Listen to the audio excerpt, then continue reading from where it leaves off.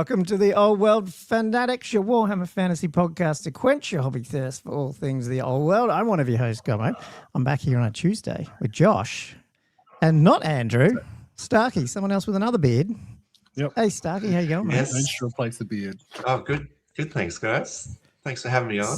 Yeah, I've rocking the handsome beard. I'm the handsome beard guy this time. Sorry, I'll get that Element Games banner out of your head.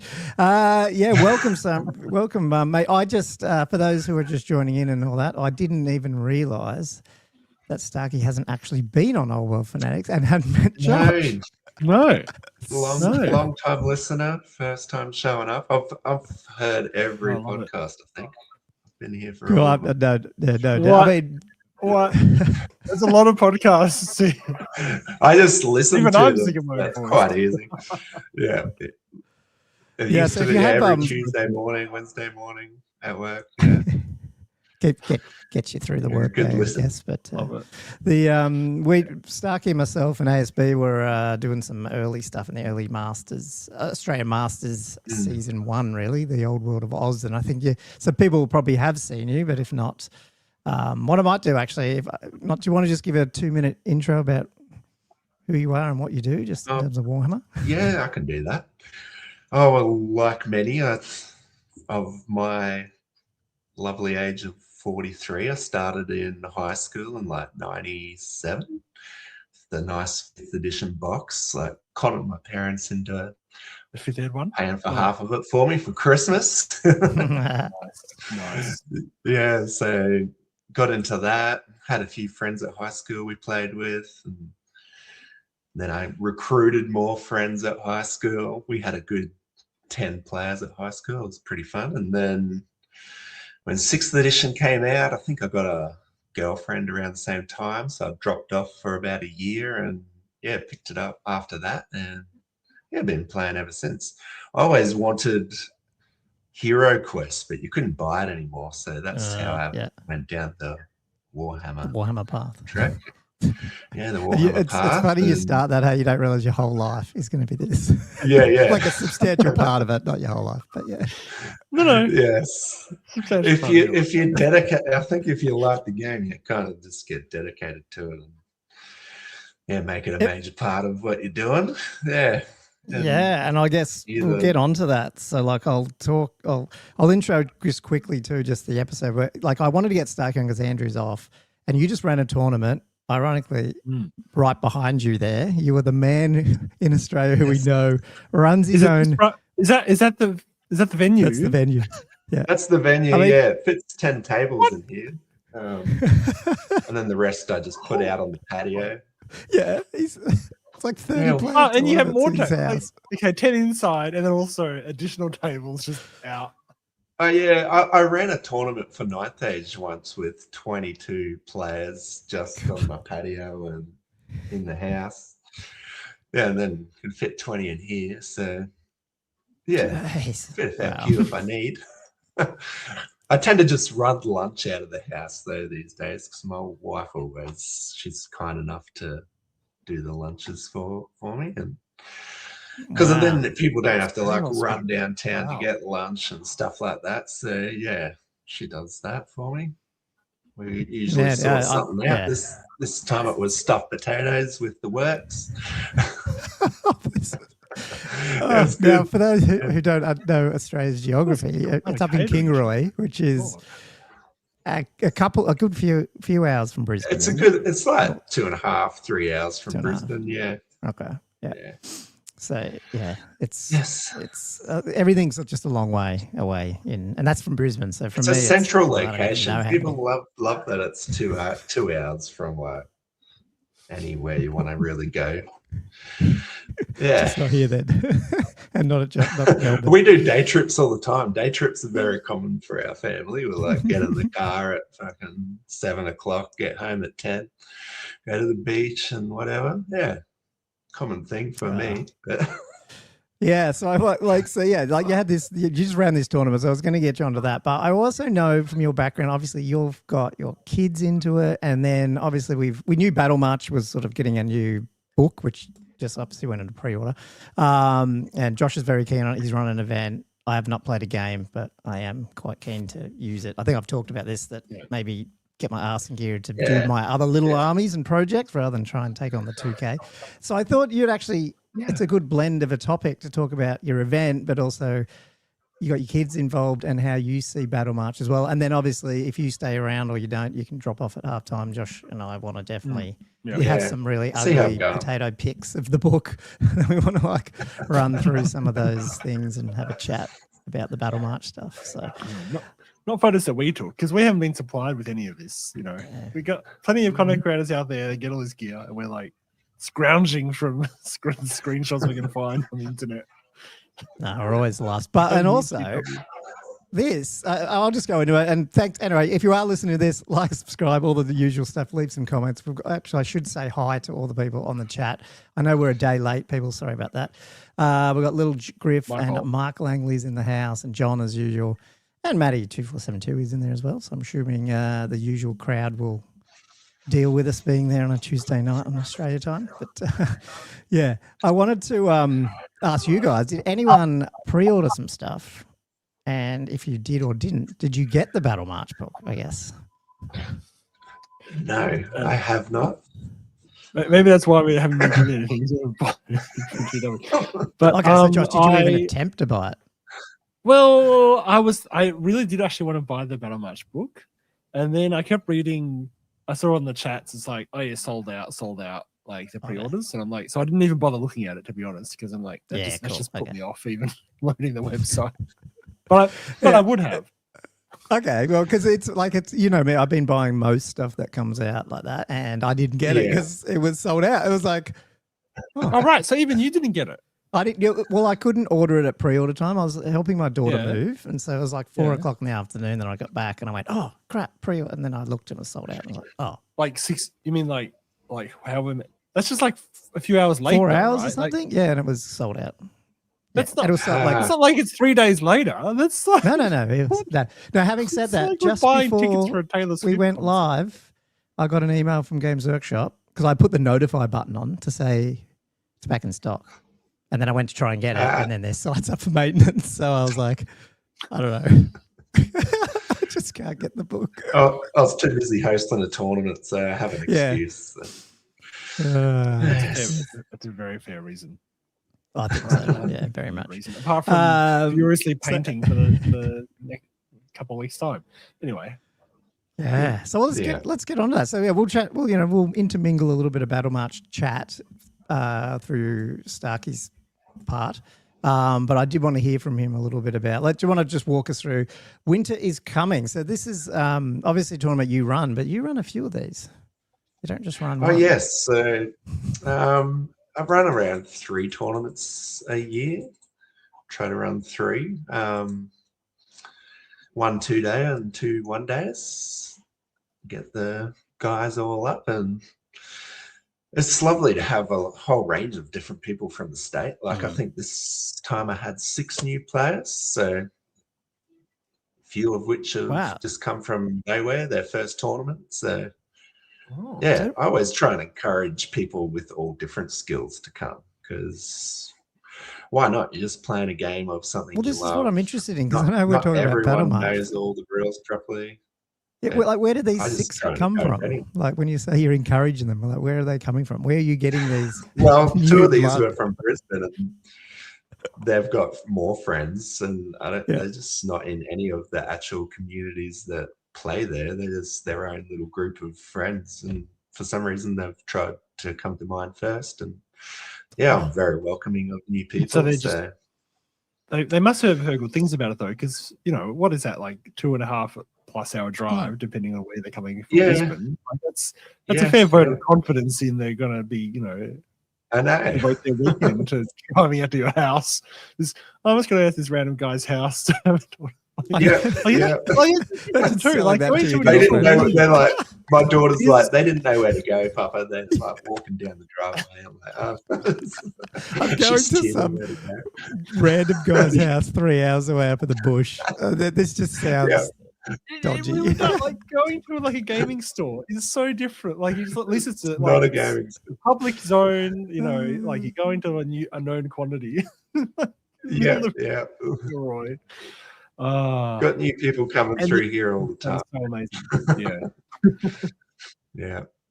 Oh, that's. I mean, I didn't Yeah, even so- realize that on the. They should get a badge. Hey, I should do that in old world rankings where, like, if it's their first tournament, to get like a Yeah, I reckon first indicator on tournament. the thing. Because you just, I can't, like, I skim it and I don't realize that because I don't really know. I think Josh, you said that you don't overly know a lot of the Queenslanders. So when you skim a tournament, sometimes you know, look at the names. You don't overly know all the players up there either. So like, it's hard to know who's, you know, No, yeah. who's new, who's I know not. I know the dudes that come interstate, but the Yeah. guys that are only local to Queensland, Yeah. yeah, I don't have much opportunity to meet them unless I go up there. But I go as far as Newcastle. That's Yeah. my annual migration. Better than me. There's a as handful well. of them going. There's a handful of them going. Oh, well, maybe 2 handfuls going. I A few am of them tempted. first time, I am so- tempted. Although I must admit, so the trip, if I was to go there, it'd be flying to Brisbane and then You have driving. to out fly to to Canberra. Brisbane and then There's no closer. Okay, yeah. no, So- Brisbane's it, and then you get someone to give you a lift up, I guess, God. unless you're going to get a hire car. Yeah. Could The you fly 2-hour to drive Toowoomba or not? That's That'd be not the worth it. longest leg of the journey. Like the flight would be faster yeah. than the drive. Yes. Probably. Like, this is my problem with traveling interstate. Because I've got to Mm. drive 2.5 hours, and then I've got to fly. And then when you come back on the Sunday, it's like pretty late. Like, I'm trying to decide whether to go to Masters in Melbourne. Apart from my Yeah. Cathay Army not traveling very well, because it's all the blimps and Balloons. Balloons. whatnot.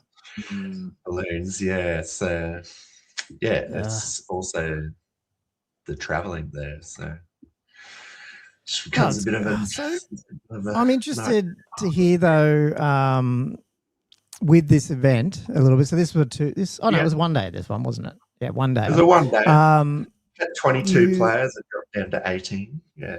Okay. You also got your sons playing as well, and that's sort of what I'm interested to hear a little bit about, like how you intro these people. Like, Okay. Yeah. So I got my eldest son into it, but I was playing 9th age with him, and he got to the point where he could go to tournaments and play quite confidently at 12. And he played actor, and I think he beat actor in a 9th age tournament. I can't quite remember if he beat him or not, but they had a good game. And yeah, he was quite confident, but then he just dropped off. definitely just announced it publicly. He definitely beat Akhtar at 9 Yeah. age. That's full stop. I know I beat him at that tournament. I can't remember if Micah did. It was close though, I think. But yeah, so now I can't get him to play at the moment. He's 14. You know what 14-year-olds are like. yeah. So I've got Hugo playing now, and I used to actually play 9th age with him when he was like 5, 6.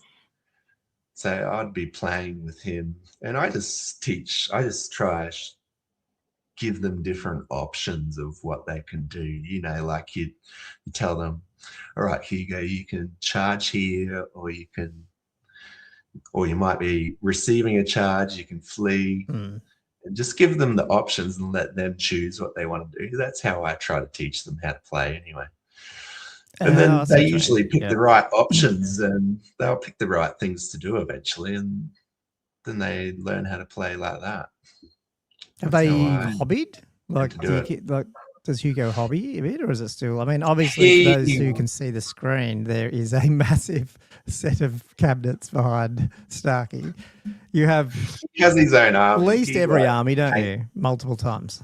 Yeah, I just don't have some Skaven and Tomb Kings, I think it is. Yeah. Ah, okay. Interesting. Got all the others and grab you? like multiple demon armies, multiple chaos armies. Yeah. Yeah, so What was it about he the Twin hates Kings the that you left them to last, by the way, just out of interest? Tomb Kings. Why I are they just the- wasn't really ever into them, I think. I thought I was going to start a Tomb King army when the old world started, but I think I just started playing Chaos straight away. I think that's what happened there. Yeah. Dragons. Yeah, so Hugo paints, not a but fan of the he'll just desert. paint like the easy colors, and I'll go Yeah. after him and tidy things up. Yeah, Okay. Yeah. that's what he kind of does. Yeah. Oh yeah, no. It's He was a bit crook with me because he started out with a winter theme army with snow bases, and I just transformed it into a Game of Thrones White Walker army. Yeah. He's like, I don't even know what White Walkers are, but yeah, Papa's just done all this stuff. Yeah, I heard him tell us the weekend. But yeah. So yeah, So so to actually play a Song of Ice and Fire, like, or are you talking about just like a Warhammer themed White Walker army? Yeah, just a Warhammer themed White Walker army. Yeah, yeah. Was that I don't know, I your thought maybe Marauder you were stuff? playing- Did you turn that into Marauders, or was that his? Because didn't you play Marauders there for a bit? I was playing. No, not Marauders. I don't think. Oh, okay. I thought you played it. I got a once, photo but of maybe I'm here wrong. with. I got a photo of Hugo playing his game here. If I just go on here and I'll share that photo. Share I know. Now I have that other video there too. So while I'm doing that, Ah, I'll yeah. bring it up. Okay. Can't get it. Can you see that one? Hang on. We got a. Is it doing it? No, it's not No. coming up. Need to be able to share it, but it's not coming What up. happened? All right. It did work last yeah. time. Sorry about that, Okay. people. We Starky and I tested Yeah, this. right. But I then think I got it now. it's- That Oh, there we works. Oh, wait, hold on. I'm looking at Google No, Pics. You're sharing something. Sharing something. Ah, The technology. Yeah, that's all cool. Now, if you get it up, just Technology. try and you got some pictures because he does have some pictures of the tournament, which is cool. But how did yeah, the I made it whole work last time. yeah how did the whole event ended up running? Like how'd you find it? Oh, hang on, I've got your thing now. There you go. You've got it there. Oh, Yeah. cool. Oh, well, that's Hugo's army. You can't see a lot of it there, but you can see his Warfire Dragon. I printed that for Oh, him yeah. for Christmas or his birthday, maybe, and painted it for him. And there he is, watching Rufus do his moves and stuff. Yes, Yeah. he Cool. played two good players. You said, and what did he take? Heralds of Darkness. I see on Old Wood rankings. Heralds of Darkness, yeah. We think he might change his because the Knights aren't really working for him. They're pretty. They're not very forgiving. The old Knights might change it up. We think, but yeah, that's So just- Hugo playing. Yeah, I mean, you can share some. Do you want to go through any picks or just talk briefly about like how the actual event or go overall? It was only a one day, but you sort of did a Game of Thrones theme by the sound of it. Yeah, Some so interesting scenarios. one of the last tournaments had a theme on their baggage train, so I was like, oh well, this is my Winter is Coming tournament. So of course my games room's named to Winterfell Tavern because it's dedicated to the whole Stark theme. Oh, right. That totally went over my head. Yeah. Okay. I see it now. Yeah, so we're at Winterfell Tavern, so it's Winter is Coming tournament. So I thought I'd run with the Stark theme with all the baggage trains because of the last guy did a giant theme on the baggage train. So I'm like, that was fun. So I might just do something like that. So I had Ned Stark on the first one with the Rune Fang. So I just made a rules that as soon as you go into contact with the baggage train, he gets to do Empire Captain attacks on you with the Rune Fang. Cool. And then the second one was Arya defending against the Night King. So that was she was a Dark Elf assassin. So I just gave her some rules to do that. And then the last one was Hold the Door. So it was Hodor, and you couldn't score the baggage train until your last turn. Yeah. And I think a few people had some fun things with that, like Arya killing off a few models so they couldn't score it anymore, things like that. I myself didn't get to capture any of the baggage trains except for the Hodor one. So I think it just added a bit of fluff. Yeah, that's what No, I like Bit it. of Yeah. fun. Yep. Yeah. Yeah, and it's not I like overly changes, complicated you know. either. It just adds got one extra thing you to remember. That's it. A bit of flavor. And it can change the game though too. You can't ignore it either. Like as you say, Yes, you can't just run 5 scouts in there, that kind of thing. Yeah. That's really And did they it just attacks? It didn't have like a profile. Yeah, or it just anything like the new instantly battle. attacked when you moved in combat with it. You didn't have to kill it, but yeah. Which I believe, Yeah, from what I've quite skimmed, well. there is. It seems like the new Battle March does have baggage that has stats now. Is that right? Well, I guess we'll get to that. I was when I was printing it out, I didn't get that far in one of the videos. So, okay, interesting. Yeah, no, it does. It's got a stat line. It's got mobility. Yeah. Which actually makes a lot more sense to me. Like, I feel like a baggage train being just a static thing, that sort of felt bizarre. But now they split it up into, I think it was a treasure hoard, which is like your static thing that you protect, and then the baggage train, which is a mobile objective. I feel like that suddenly makes more sense in my head, they're definitely growing that. Because the thing is, weirdly, modeling wise, people were modeling baggage trains, but they were doing static style dioramas because that's what it wasn't moving really, so it felt sort of counterintuitive to model something that was on wheels almost because it wouldn't move. But now I think it's more intuitive that people, okay, this treasure hoard, and they've described it as like ammunition and whatever your army would want. And then an actual mobile baggage train with a stat line, which I think for Battle March is appropriate. I feel like for bigger games, you probably couldn't just transfer that over. Sorry, I'm going a bit of a tangent now because we haven't pulled up the images, but yeah, I like it. Yeah. Oh, good man. Oh, good. I mean, Starky does have some other images, but I don't know if is there anything you wanted to shout out with the tournament at all, or do you want to just get into some Battle March? It's up to you. I thought I'd give you some kudos for how easy the tournament was to run with the old rankings. Yeah, I didn't. It's not a paid promotion, people. I promise. I didn't know he was going to say that. Oh yeah, I just the first one you've run out of? I just went into it without learning anything too much about it. There was only one thing I stuffed up with the win-loss draws because I didn't want anything to do with the win-loss draw bit. So I just deleted that bit half after the second game. And yeah, eventually everyone figured out how to do the scoring because you know how if you don't score the baggage train, you got to select it that you scored 0 points on it and stuff like that. We all figured that out because the people were asking me on the first round. They're like, "Oh, Starky, we can't score." I'm like, I'm trying to finish my first game. Yeah, I'll sort it out in a minute. But they came back to me and said they figured it out. So and it all went really smoothly. Yeah. Did you? Actually, Josh asked you this, but did you? I thought you'd run one before on it, or maybe you hadn't. No, that was my first one. The guys in Brisbane had run one. Yeah. The guys in Brisbane ran one. Wait, and did you change the matchup? Like, as you say, you changed it from win-loss draw to battle points. Yeah, I changed it. I got rid of that midway. I got literally just midway through the event on the fly. I wasn't using win-loss draw. I was using I was using battle points.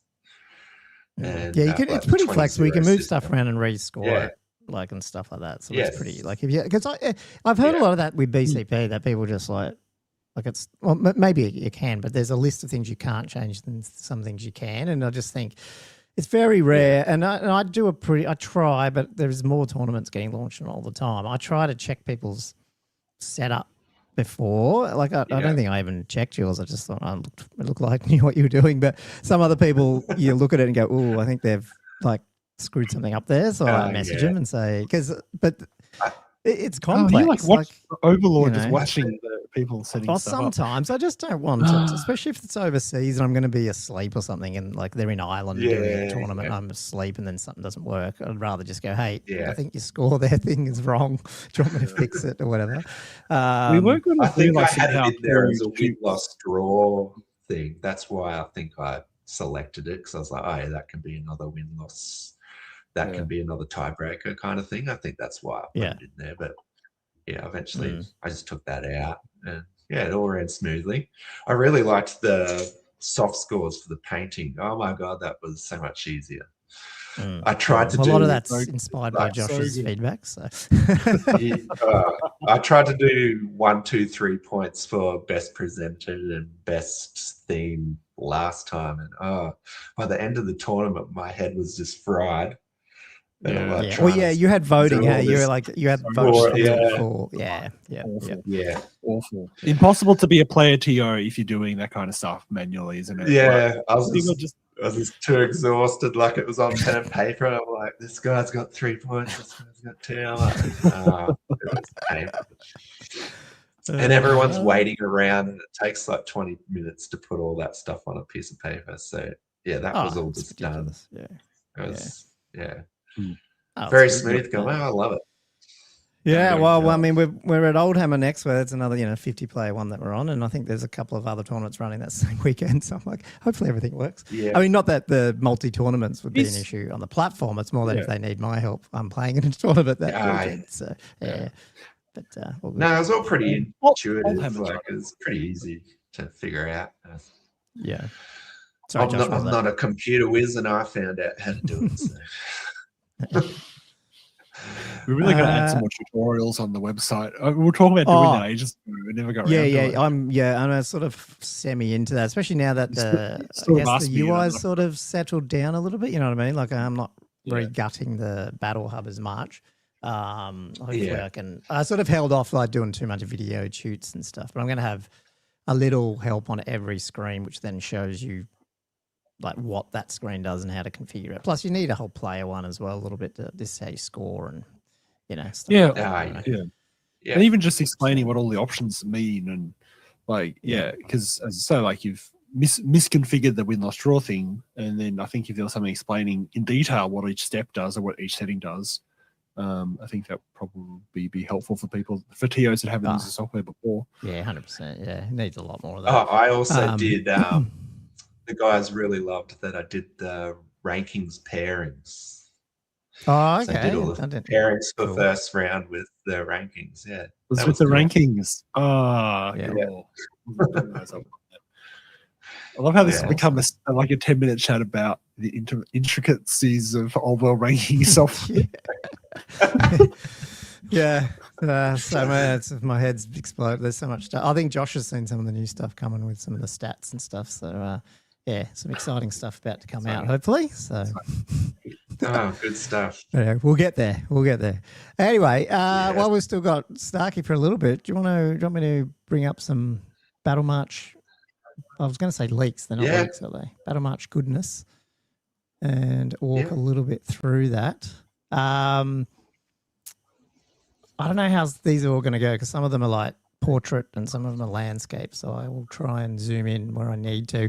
I mean, the first thing, I guess, without getting in too much into the actual rules and changes and stuff, is what do you guys think about these? Like, obviously, we've seen some pictures on the Warhammer community article that went out with, I think it had High Elves and maybe it was Empire. I don't know.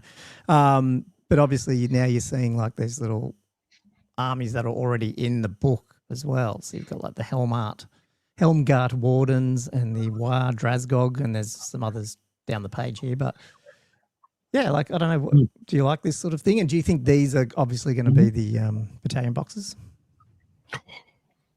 I think it looks like they are. I think it's a great how they've got a good mix of different things in there and a good variety, like a good number of different units and a character model as well.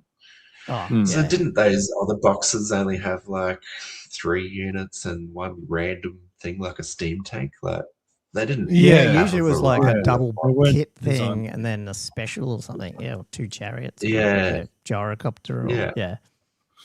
These little army lists, they remind me of the back of the book 5th ed army books that had like little example 1,000-point lists that were like bare bones like this, like, but they were super thematic and they were just like, I love that they've done it for all these. I agree that I'm conflicted about the Battle March boxes though, because it's like, like they probably will just release these as boxes, but then if they're putting out how many more kits? 40 more kits this year, apparently. Where are they going? Are they going to be in the Battle March boxes? You know, like what's going on, Mark? Yeah, we sort of touched on that last week, and I should have brought up the counter. It's still sitting at 13 as how I count it. But anyway,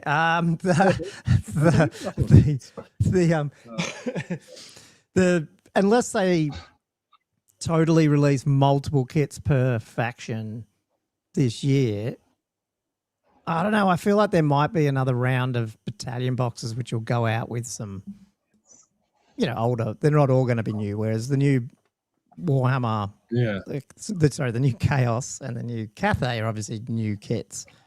But Yeah. I think some will get that treatment, but I'm not sure all of them have. And I don't think they need to. I think you could, just you see it in 40K. They bring out a battalion box in Christmas and they replace it in 6 months. So is that Do you think though not. that further new releases will also be in the Battle March theme in this sort of it's like as a small army, or will they just be releasing units one by one still? Like the new kits I'm talking about, not the re-releases like see this. what you mean. Because it is very easy for them to pack these up and sell them to new players as Battle March boxes, and I think that's really cool. But I'm not sure where the new there's kits going to be fit in. some new stuff because like the Dragon, for example, comes out with Chaos 2. That's not obviously a Battle March thing. So I think they'll sprinkle it around. Do you know what I mean? It depends. I think it'll depend on. I don't know. It probably would work cool if you get a Arcane Journal out, 2 battle boxes, which are probably mostly repackaged with some new stuff, and then but you also get some other characters and stuff. So that way you're selling to new players, but you're also selling to existing players by going, hey, well, if you don't need any of those Battle March box stuff because you've got a whole army, but you don't have a dragon, or you don't have a whatever XYZ.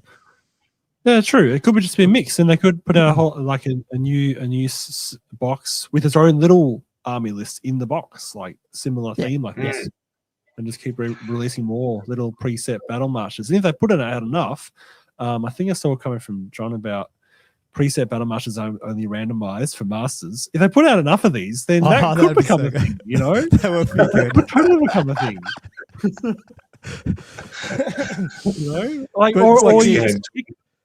I mean, it does take away from list building a bit, but imagine that became a bit of a theme event where, you did. That should be, you have the gaming masters, you have the hobby masters, and then you get whoever gets the top, 12 or 16 or how many factions it is, hobby masters gets sent a Battle March box by random.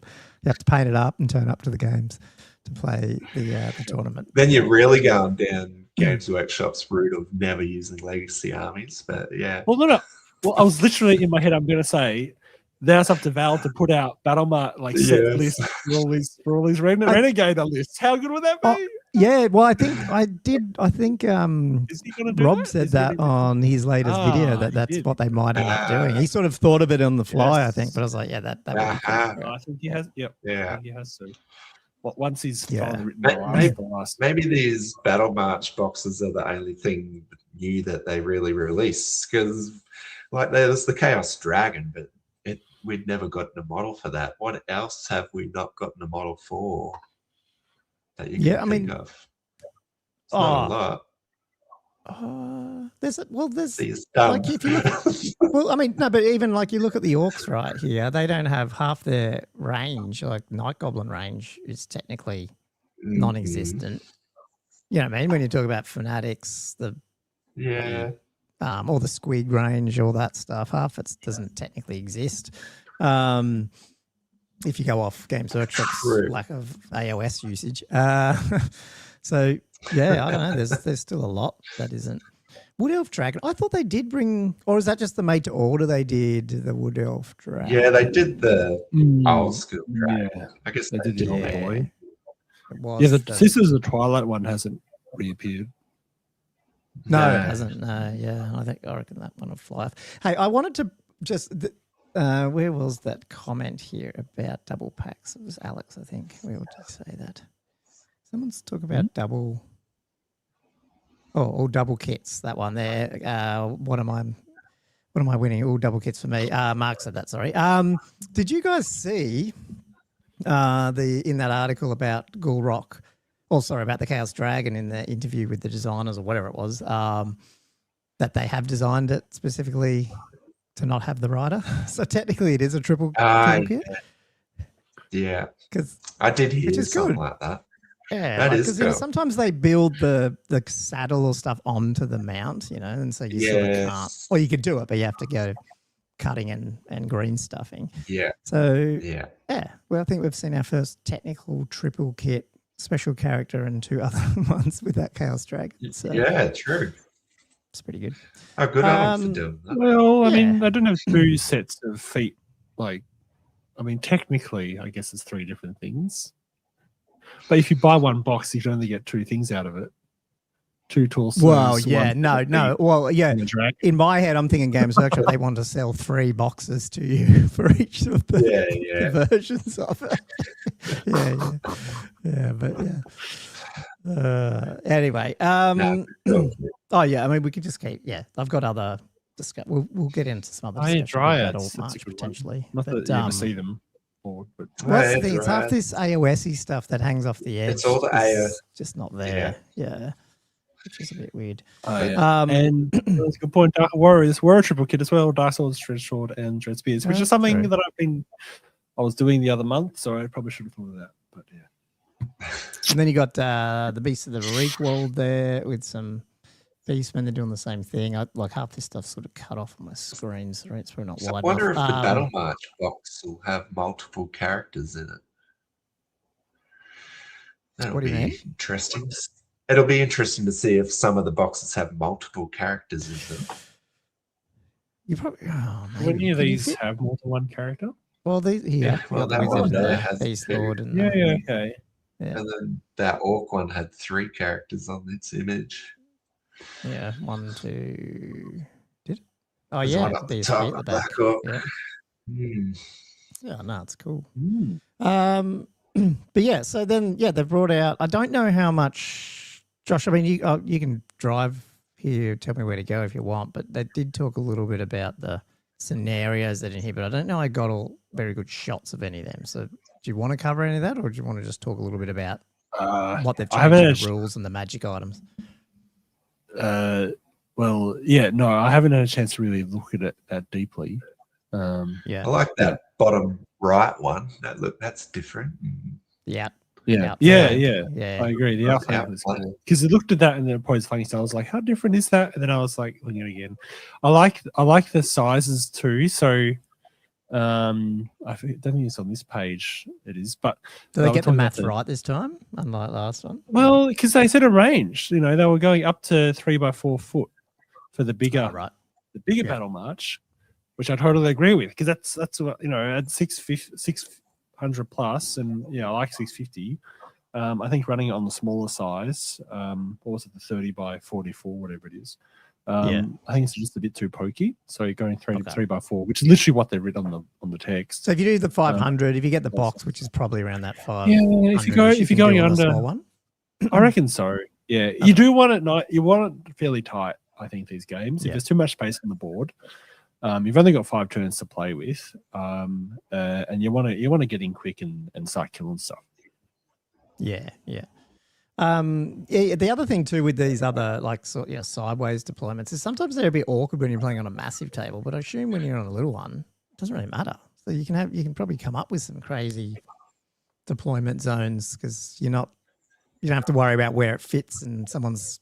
Your deployment zone's butting on the back of someone next to you and stuff. Like I feel like it's a problem, which is cool. Yeah, and not having 4 sides to play on. You could, because you could actually play Mountain Pass and still have it on the long table edges. Just fall off. Like if you play, if you did 3x4.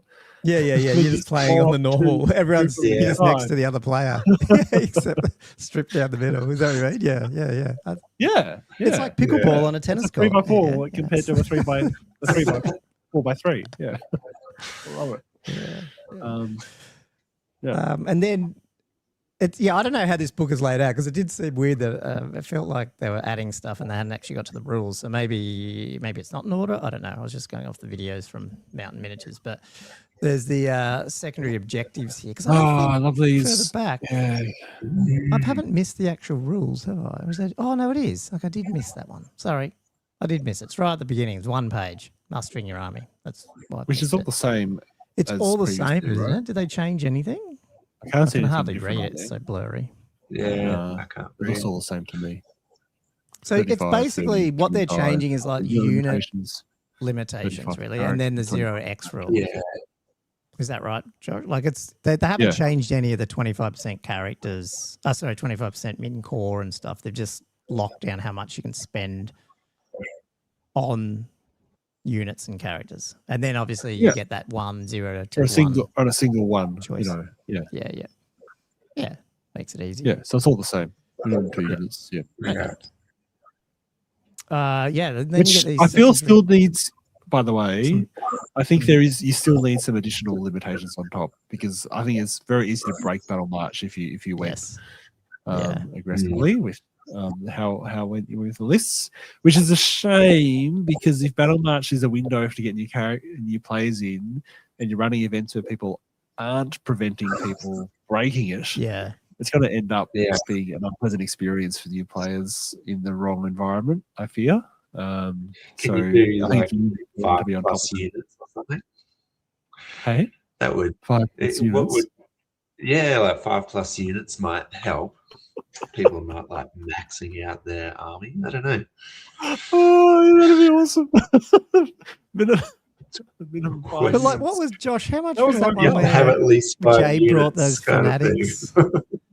What was that one? He still fitted in a fair few fanatics in Battle March, wasn't it?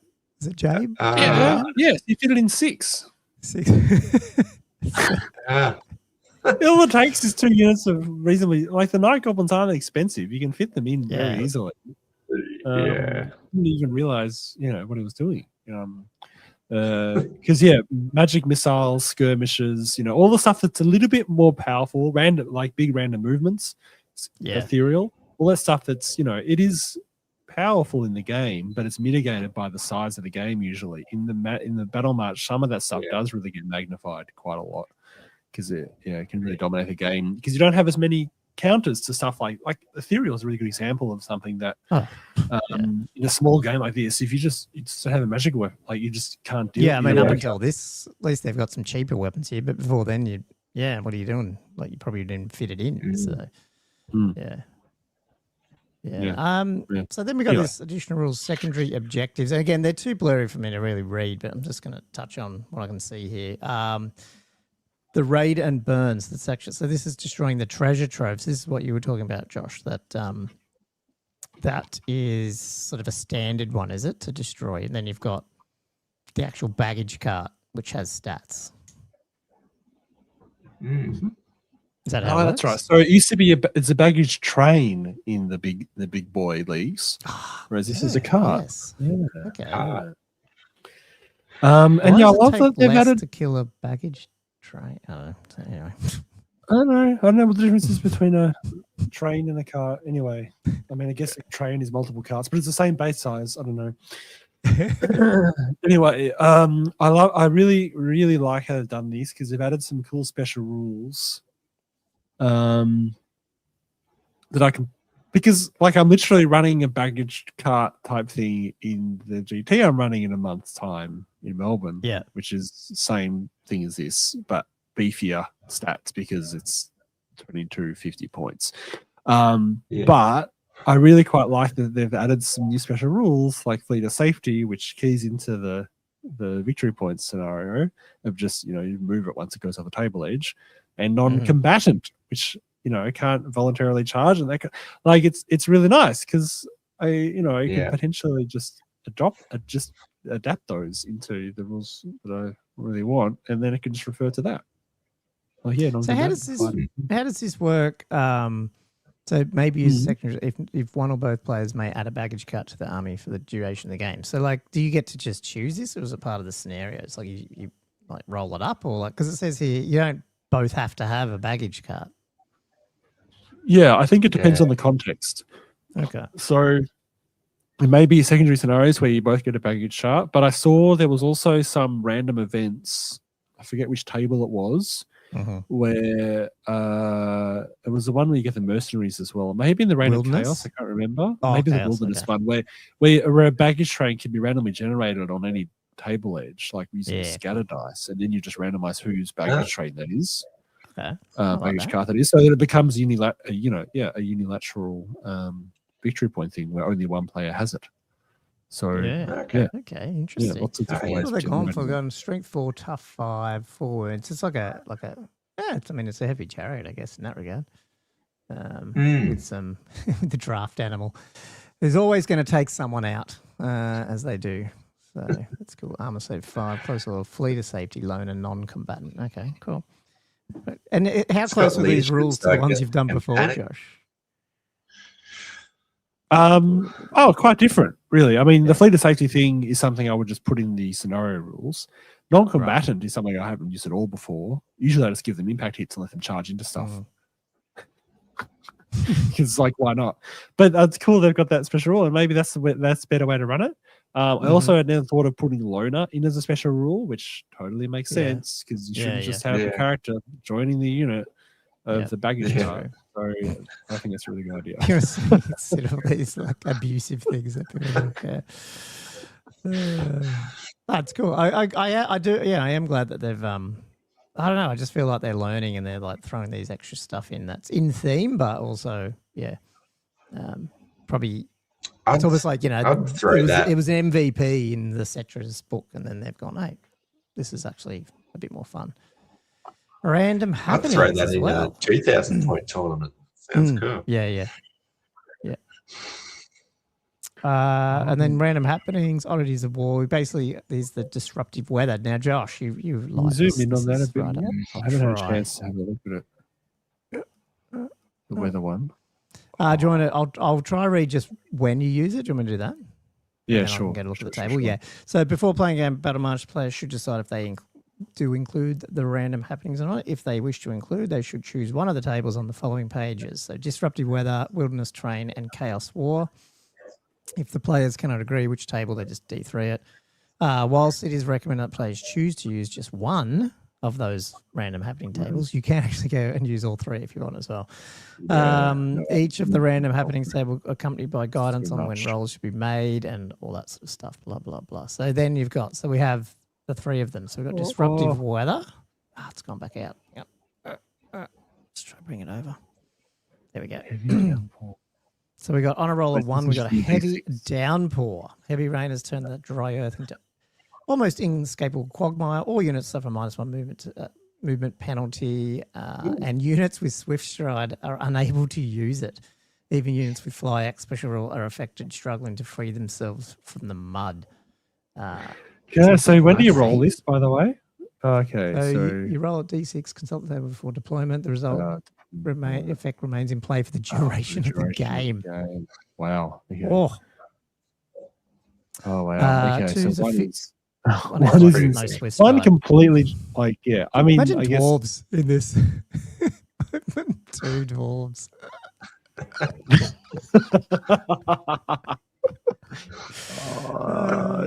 Yeah. I mean, would you? Yeah, okay. We'll go through this whole thing. Severe scale, wind rolls through the battlefield, hampering the effectiveness of even the most potent ranged weapons. Reduce the range of all missile weapons with a strength of 5 or less by 6 inches to a minimum of 3. Because BS surely needed that nerf. Scorching heat from clear skies to the sun rays beat relentless down upon the land. At the beginning of each summer turn subphase, the active player rolls a d6 for each unit in their army. On the roll of a 1, that unit has succumbed to the heat. D3 models must pass a toughness test or lose a single wound, unless you're wearing heavy armor, full plate, bombarding. They succumb on a roll of 1 or 2. I think if they have, it's pretty. Yeah, which makes sense. I like dangerous. that. Well, I guess on one hand, I'm thinking, you don't have a lot of people in your units, but at the same time, you don't have that many units, so you're not rolling. Yeah, it's probably not going to be that bad. It's not that bad. I like that there's an like the whole thing with the scorching heat type rule is that it always needs to be worse for heavily armored troops. Like historically, in like the old Single Journal. Weather stuff, because I was deep into weather. I've done a lot of weather, and that's something that I think it thematically makes sense. The thing that strikes me with this one is that Yeah, it's D3 models. So you roll the 1. Right. Let me just imagine you roll this out. So you roll, you one. got to fail an animosity. So you got like how many? So this is a battle match. So you're probably running 4 units, maybe That's 4, 5 at the most. Yeah. So on average, you might fail once for your whole army, unless you got heavy armor, which you might fail a second one. And then so you fail that 1 unit. Say you do 1 unit that you fails. You roll the D3. Now the D3 could be 1, 2, or 3 models. You still have to do a toughness test.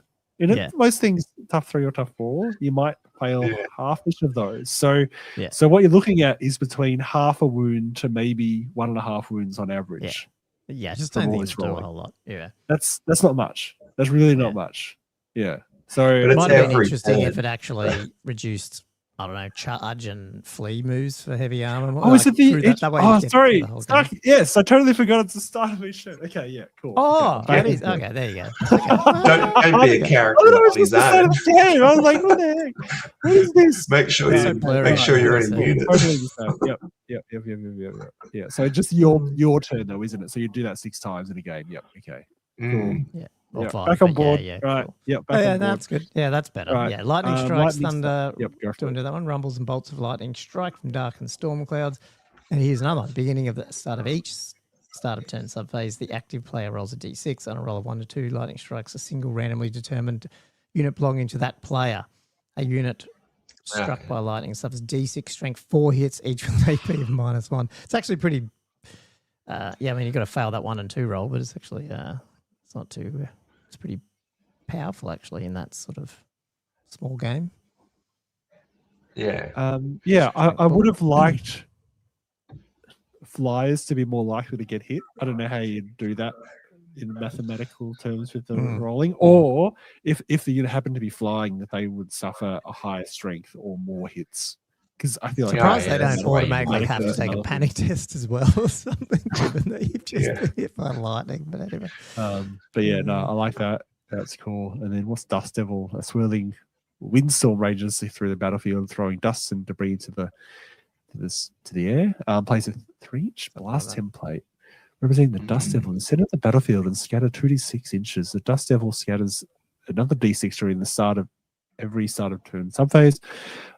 Should the Dust Devil scatter onto a unit, moved by the smallest, so it's typical Vortex rules. If you move through it or it moves over, -1 weapon skill and BS. Okay.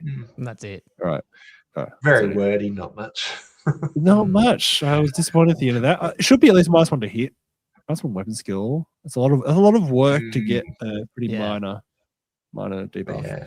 And that has to actually take into effect that next turn. You know, like if you don't have missile weapons, who cares if it goes through? Then it's like whatever.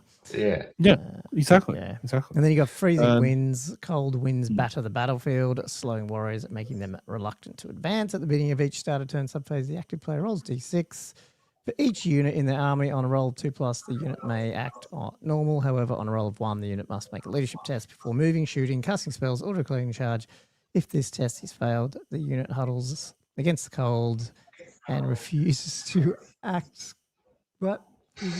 Compulsory moves such as fleeing or charge, grip ground are unaffected. Okay, so it's basically don't do jack on a roll of 1. A little bit of randomness. It's okay, a bit of flavor. Not too bad. Yep. I like them. And then you plan these battle march games for fun. So the thing is, if you ran Winter is Coming again, would it just be freezing winds each game? Yeah. Or heavy downpour? You just put it on one of the rounds. Everyone has it. I guess you could start doing things like that if you wanted. People were into it. Yeah, absolutely. Yeah. Why not? So wait, so with the wild, so we got wilderness, and then I forget the other one. So when do you run this one? Oh, sorry. Then you got Realm of Chaos. No, a bit different. When using wilderness training games, units that end their movement within any natural terrain feature, such as woods, rock outcrops, blah blah blah, or that are deployed with a natural terrain feature, discover its properties by rolling a d6. So a little bit like the stuff that no one ever used. Woods. The wild Yeah, rules. the mysterious terrain rules. Yeah, those are cool. Briar patch, thick thorns and brambles tear at flesh and clothing alike. Oh, it's difficult terrain. Wait, so not dangerous? Okay. However, the units that advance recklessly are likely to suffer harm. To represent this units that march, charge, or flee through, treat it as dangerous terrain. Yeah, okay. All right. Is that how dangerous terrain normally works anyway? Yeah. Whatever. Yeah. Can't just be dangerous. Does it have to be the? Yeah. Okay. Defensive position. Maybe they just felt that wasn't thematic enough. I don't know. It had to be more complicated. Defensive tradition. Tumbled boulders and thick brush form a naturally defensive position. A unit occupying the terrain feature counts as defending lower than an obstacle. In addition, any unit that challenges a unit occupying this terrain feature becomes disrupted. Is that defined when it says occupying? It had to be wholly within, or just touching it? I think you're just touching it, isn't it? A It's unit occupying it. occupying this terrain. It doesn't even. Yeah, it doesn't even say if you can just So touch if you the timber just- with your units. If you just like got Occupying. a It sounds like you have to be fully in the occupying sounds like you Unless would it's hope sort of related to that occupying, because there is a thing around occupying buildings. So yeah. Toxic spores, the air that fills with spores causing warriors to collapse to the ground. Each model that ends its movement completely within this terrain feature must make a toughness test. If this test is failed, the model is overwhelmed by choking spores and loses a single wound. Wow. Mark's answering it, but he's I don't know what's happening there. Sorry, He's answered it too many times for it to be intelligible. 40%, 60%, 80%, 50% stupid figures. So I think don't go in that far. Sorry.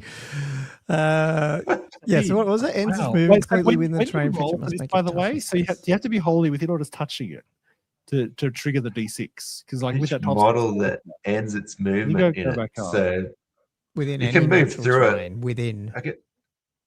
Oh, okay. So it's not if you're just touching it, you roll. I think so. Because that's but you end your movement in it as well. Yeah, so you can move straight through it and be okay. If you just move through it. No, that's when you roll it, isn't it? So yeah. Okay. I was just thinking, do you roll when you touch it and then you roll toxic spores and go, oh god, I won't go any further? It's got to be touched. I mean, I know. You only roll when you end your movement. So it's the end of your movement. If you're within it at the end of your movement, that means you can just skip through it and you go, I don't have to touch it. I don't know. Yeah. Well, you wouldn't know. So you sort of you end your movement with this is typical GL, right? Then you roll 3, and then whatever models are still wholly within the terrain feature is take the toughness test, is how I interpret that. Yeah. Lingering magic. Ancient power clings to the battlefield, calming the wings of magic units within this terrain feature gain magic resistance. Cool. Healing herbs. Certain herbs possess magical healing properties immediately after this result is rolled, and during each subsequent style turn subphase, a single model that is within this terrain feature, not in combat and not fleeing and not succumbing to stupidity, regains a single lost wound. That's awesome. That's interesting. I mean, you need to get it on the board. Well, you have to actually roll you need a multi-wound model that's taken a wound. Yeah. That'd be good for like characters and stuff. But for characters that have taken a wound, definitely. Troll's Lair. Oh, okay, this is a lot. Enraged at being disturbed. Oh, I did try to do this. Like I had trolls appearing in my anyway, it never happened. In 18 months, they never appeared. No one ever fought a battle on a hill scenario. Anyway, I'm getting distracted. A fearsome troll attacks unexpectedly. Place an enraged troll on see below for the stats. In base contact with the front arc of the unit that discovered it. If a unit of skirmishers discover the troll, form them up before placing their troll in base contact with them. The troll counts as having charge, and due to its surprise appearance, has initiative characteristic of 10. Can it be strike first? Immediately fight a round of combat between the troll and the unit. If the unit wins, the troll is removed from play, rendering it unoccupied, and the unit restrains and reforms. However, the troll wins, it will not follow up or pursue, returning instead to its lair, while it will remain to defend it again if disturbed by another unit. So that's very different. How does skirmishers rank up when you don't have someone to rank up against it initially? If a unit of skirmishers discover the troll, it just says they form up. Do they line a hammer across the thing? No, they form up. That's all. You know, that's all you need to know. That's all you need to know. It's defined. And then this has to be the fastest troll ever in the history of Fortnite. He sprung a trap. He's come out from behind the bushes. Oh, it's got I-10 anyway. Oh, I'm surprised. So wait, Yeah. I thought they specified that, but then okay. I guess they just That's wanted crazy. to double. And an issue I guess 10 they put troll. I How good's if that? they put I2 or I3 in there, it probably Yeah. would have confused people because then they would have been like, 'cause "Oh, there's initiative 10 up there's there." judge. Yeah. I mean, it's pretty Yeah. clear, really, but yeah, Yeah. because it's always clear. It's always counts as charging. Like it's never not Yeah. charging because it only goes for one turn. It either But I disappears. mean, with initiative 1, even charging is only initiative 4. So that's assuming. Then you have to think about, well, hang on, how far did he charge? Well, it doesn't say. So therefore, he's still initiative 1. So they probably just booted it up. Yeah, you could just have strikes first. Like that's literally the same effect. You know. Yeah. Do you reckon the community would adopt like at a tournament if you said, "Oh, all forests in round 3 are toxic spores"? Do you I think, reckon? yeah. I think fun so. of In that, I reckon in spores- 8th they used to do that at sometimes. They used to do that Yes, we occasionally. did because we never used Yeah. to roll in 8th. We used to just say, Yeah. "Oh, all the forests are blood forests." Or Yeah, whatever what it they was, used to yeah, be. I yeah. can't remember. You could do Yeah. something like that. So, I mean, the fun of it is not knowing until you're in it. I feel. Yeah, the problem is no one Yes, remember. yeah. Well, that Battle March they probably will, but in a bigger game, you just tend to people just forget. And then it's randoms. Or- You can't do random at a Forget. tournament because Yeah. people feel like they're getting gypped. Snubbed. Okay. So then the Chaos one is from their second turn onwards, the player who took the first turn rolls a d6 at the beginning of each of their start of 10 subphase. If the number rolled is equal to or lower than their current turn number, their opponent rolls a d6 on the table below, re-rolling any results previously rolled. So obviously more likely to to hit this as the game progresses, I guess. Yeah. So and you could have multiples of these then as well, right? Because you just keep rolling. Yeah, you just can't have duplicates yet. Yeah. Yeah. But you re-roll the duplicates, right? So Yeah, exactly. you just have stacking effects. So technically, by you the should way, have 2 to just 3 in a game. John's comment about the troll was, what if it's a draw with the troll? Just a straight up Stank combat. Draw. Do you? I don't know. But then can someone else charge You the don't need troll? to know. You don't And need does to the know. troll still have I think R10 it just when they go to keeps, combat? just You know? keeps going until one of his loses, I think. Doesn't It's it? not important. Don't need to know. Really important. It just saves in the shit head. Yeah. Anyway. Well, you would. I mean, he stays in issue 10. I don't know. Yeah. He's not supposed to, but he does. Anyway, so Castle War Table. So these are all potentially stacking effects. 1, etheric instability. For unknown reasons, the winds of magic bluster unpredictably whenever a player makes a casting roll. Any roll of natural double 1, 2, or 3 is a miscast, and double 4, 5, or 6 is perfect invocation. That's a cool. that's I'd never thought pretty that would be cool. cool. Just generally somehow triggering that in normal games. Yeah. Or like Yeah, even a I mean- magic item that did it. You know, like Yeah, triggering miscast on doubles is fun, but I've never thought of this where it could be equally bad or good. yeah. Doubles in both directions. Yeah, I quite like that. Misplaced resources in the Cast of War supplies are easily misplaced. Roll a scatter dice, center the table, follow the arrow to the battlefield's edge. This is the point where it's a lost baggage card. Something arrives upon the battlefield, go. and you roll off to see who controls it. And whoever doesn't control it is tasked with attacking and destroying it. So I assume cool. in the attack, there must be rules about where the baggage chart is supposed to go. Like, or is the rules for maybe it's the rules are you supposed to push it over your opponent's table edge. So I guess hopefully it doesn't come on your opponent's table edge. And then It you says just it comes in the center, doesn't it? Roll and scatter dice in the center of the table and follow. Yeah. the arrow. follow the arrow to the battlefield's edge. So it comes on at the battlefield's edge. At Yeah. a random. Yeah. So that's table. the crazy thing. Yeah, it could But it yeah, points so it to- can yeah. end up on your opponents straight away. Is that right? Mm. Yeah, That's great. how I feel is for better or That's worse, I pretty funny. guess. Yeah. Instantly score it if you get like Very random. It's a problem Yeah. with scatter dices like that is it can really go anywhere and be bad or good or just really annoying. Dwindling ammunition. Whilst warbands patrol the wilderness, their ammunition becomes increasingly scarce. Missile units can only shoot them every second turn. Yep. They're really, Wow. really screwing some of these. It's thematic. ballistics I for the mean, shooting yeah, out, but- being shooting doesn't need it, but Yeah, that you're and in the a smaller strong game, so wings. you've even got less BS. I've seen the strong rings rules before. It is very thematic, but yeah, I mean the loss of range isn't going to hurt too much for stuff that's a bit, Yeah. you know. I mean, short bows and stuff will hurt, but the battlefield is so small, as you say, it probably won't affect it too badly. But yeah, dwindling ammunition will. I can do. There's different treasures of the back country. Sorry about that. They are with missile weapons. Yeah, okay. I was just thinking about whether it's dumb, but I was thinking about magic missiles. But yeah, magic missiles wouldn't fall because they're not a missile weapon. No, yes, they're a ranged attack. Go for it. The battle takes place in a region replete with natural resources. For this battle, treasure troves are worth 20 victory points, and strategic landmarks are worth 50 victory points. Is that replete? Yeah. I don't even know. They did adjust that, didn't they? So is that up or is that down? I'm assuming that's up.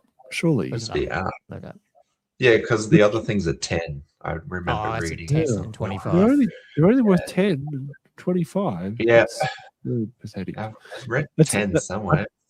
It annoys me that they've got this one because it means if you import this directly and you've comped it so that the victory points are already doubled or something. Because 10 and 25 isn't enough to be used. Yeah. Like, I feel like I want more victory points for these things to make them worthwhile. Yeah, I want more. Drawn out conflict. Whilst most small battles are short, some can become prolonged unless one side concedes or the agreed time limits reached. The game will last for 6 rounds rather than usual 5. Wow. Okay. Yep. Cool. Yeah, that's fun. And wandering. I'll let you have this because you love these ones. I love these ones. A band of mercenaries approaches the battlefield, offering their services to the highest bidder. The winner of the roll-off gains a unit of 10 wandering mercenaries, profile below, armed with either hand weapons or shields, or with hand weapons and short bows. In the case of a tie, both players gain a unit of wandering mercenaries. They arrive immediately as reinforcements from any point on the battlefield edge, not within either player's deployment zone. For the purpose of calculating victory points, this unit is worth 50 points, and its stats are pretty much human straight up. Leadership 7, 3s across the board, 1 attack each. Regular infantry, hand weapons and shields, or hand weapons and short bows. And they've got mercenaries, moves through cover, and skirmishers. Yeah. Cool. Really a lot of fun. I like that they have put in so this is the problem with the baggage train. They couldn't do this because they used the friggin' scatter dice, but at least they've got in the wandering mercenaries a carve out for you can't just put it in your opponent's deployment zone. Because otherwise that's exactly what people will do. You could argue they could. Yeah. So I like it. It's good mixture of really thematic stuff. I didn't really think they were capable of putting out such a cool set of narrative tables, actually. And, a whole range of different effects. I think this is, I mean, again, we're probably getting into sort of the vibe of Battle March, but I feel like Battle March is this weird thing where it's like if you try to put that into like, oh, here's a match play book and here's these things, people would go, oh, I don't know, it's narrative. But then Battle March isn't really narrative. It's just also just playing Warhammer as well. But it's like you got this blend where you can put that stuff in. And I would imagine people who are running 4 games in one day, they probably would use this. They'd use the rules, even though it is technically a tournament, if you know what I mean. Like it's this weird blend where just because it's a little bit smaller and it's smaller.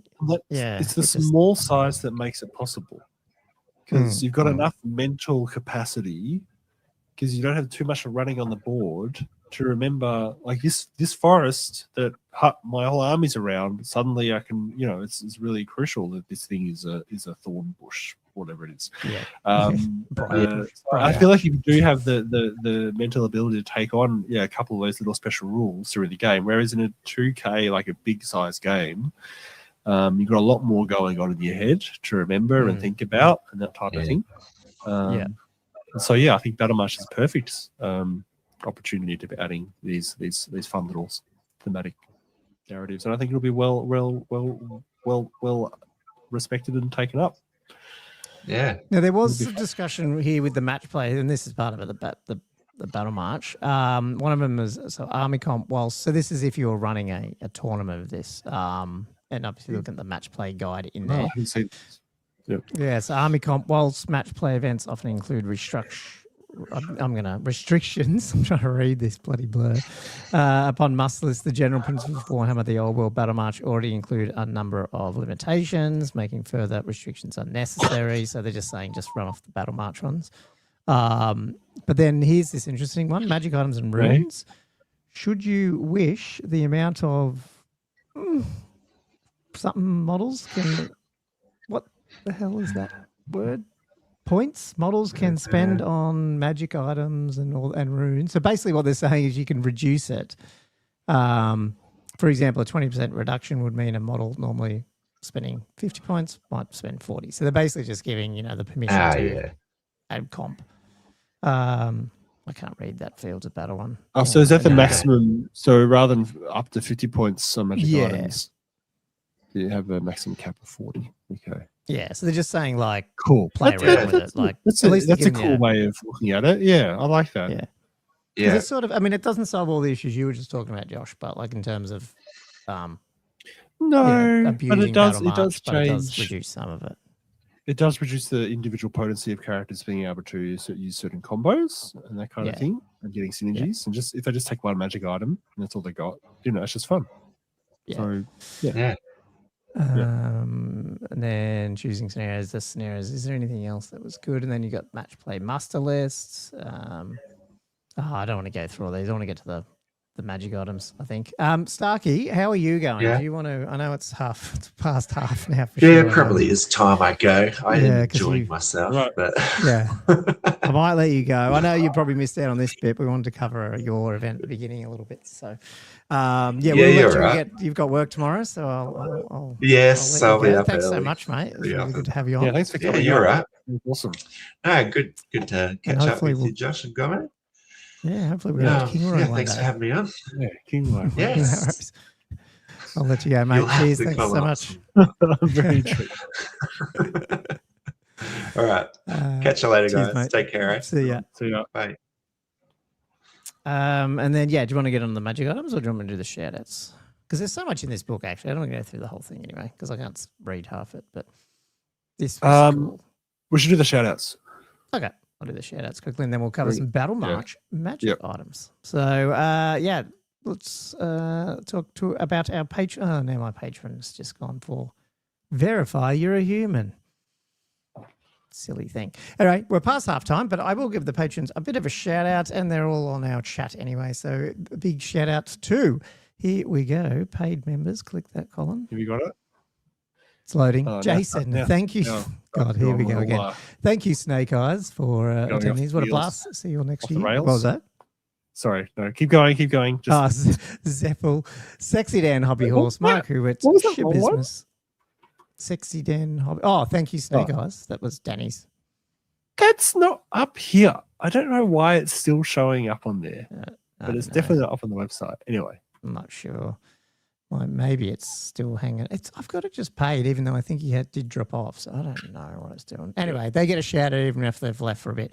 Mark Hewitts, Sheep Business, Embler Doom, Western Sydney Wargamers, Feud Owner, Vinny, Cathay Boom 115, King Pash and the Mustache Rash, Not Matt, Jess Tours, Adam Lamb, the Orange Juicer, Fax and Battle March Move Aside, Empire Arcane Journal, When, Just for You, Perfidy. Firebird 7137, Peter Holman, Mark Langley, Matt Hitton, The Old Warrior, Silver Dave, Spranic Sanity, Mark, Nick, Graham Bounder, Bolsh, Ben, Cam the Dentist, James McCallum, Liam Fallon, Jay McBride, Flatwell Jed, Sexy, Killherd, Tommy Dogs, Matthew Klein, Perfidy, Griff, Jess Tours, The Duck, formerly known as Wood, Nin Anawam, Daniel Brookstock, Elliot Mitchum, Gilthos, Draconos, Diesel, Danny Gamer, Robert Z, Bergsy's Alpha Pleasure Palace, OG Perla. Yep. That's the same last week. Last week. Yep. I can never remember this one. Bob up and down on the gherkin. It is Bob up and down on the gherkin. And then Gunwitch, Zen Fox Games Better reports on YouTube, Shorter Than Black Sigil, or Old World Fanatics. And I've still got Todd Lloyd here from Apple. It's shorter, definitely. Is being a short thing definitely a positive? I don't know. Like, is that a selling point to have less? Yeah, probably. It's probably not good for us. That's something we've ever believed in. Yeah, it's true. We probably have a couple of questions. We want to finish off these magic items. Hey. Okay, let me hold on, where were the questions again? I just got to pull them up because I had a relevant one. Well, okay, yeah. There's two Battle March questions. One of them is about the magic items. Problem is I haven't read the magic items yet, so we'll go through them. But Mark's question was, from what you've seen of the previews and leaks, what do you think of the Battle March special magic items? I quite like them and they scale well from what has been mentioned. Interested in your thoughts, especially Josh's as a fellow narrative campaign runner. Will you be implementing them upon book release, Josh? I'm pretty sure I will be. So, yeah, I guess I'll attempt to answer this question as we go. And then the other question was they do talk about these are only for Battle March, even though I have seen a few people talk about using them in, how would they go in normal games and stuff. But like, I mean, you can break any rules, it's not a rule, but I guess we'll see. Do you think that these will, would they just stay in Battle March? Is that what you would think you would do, Josh? Like, can we go through them? I don't have an opinion about this yet. Yeah, okay, probably, yeah. They have all the same sort of stuff. They got the common magic items. It's got a star and all that. But anyway, so Skirmisher's Blade, 25 points. Combat, strength as usual, AP -1 with extra attacks +1. Magic attacks, but if you're in the flank or rear, you get to re-roll any failed rolls to wound. So a little bit of a sneaky sort of attacker there. Skirmisher's Blade, very appropriate, obviously, given that you might be able to do that a bit more. Pretty good for 25.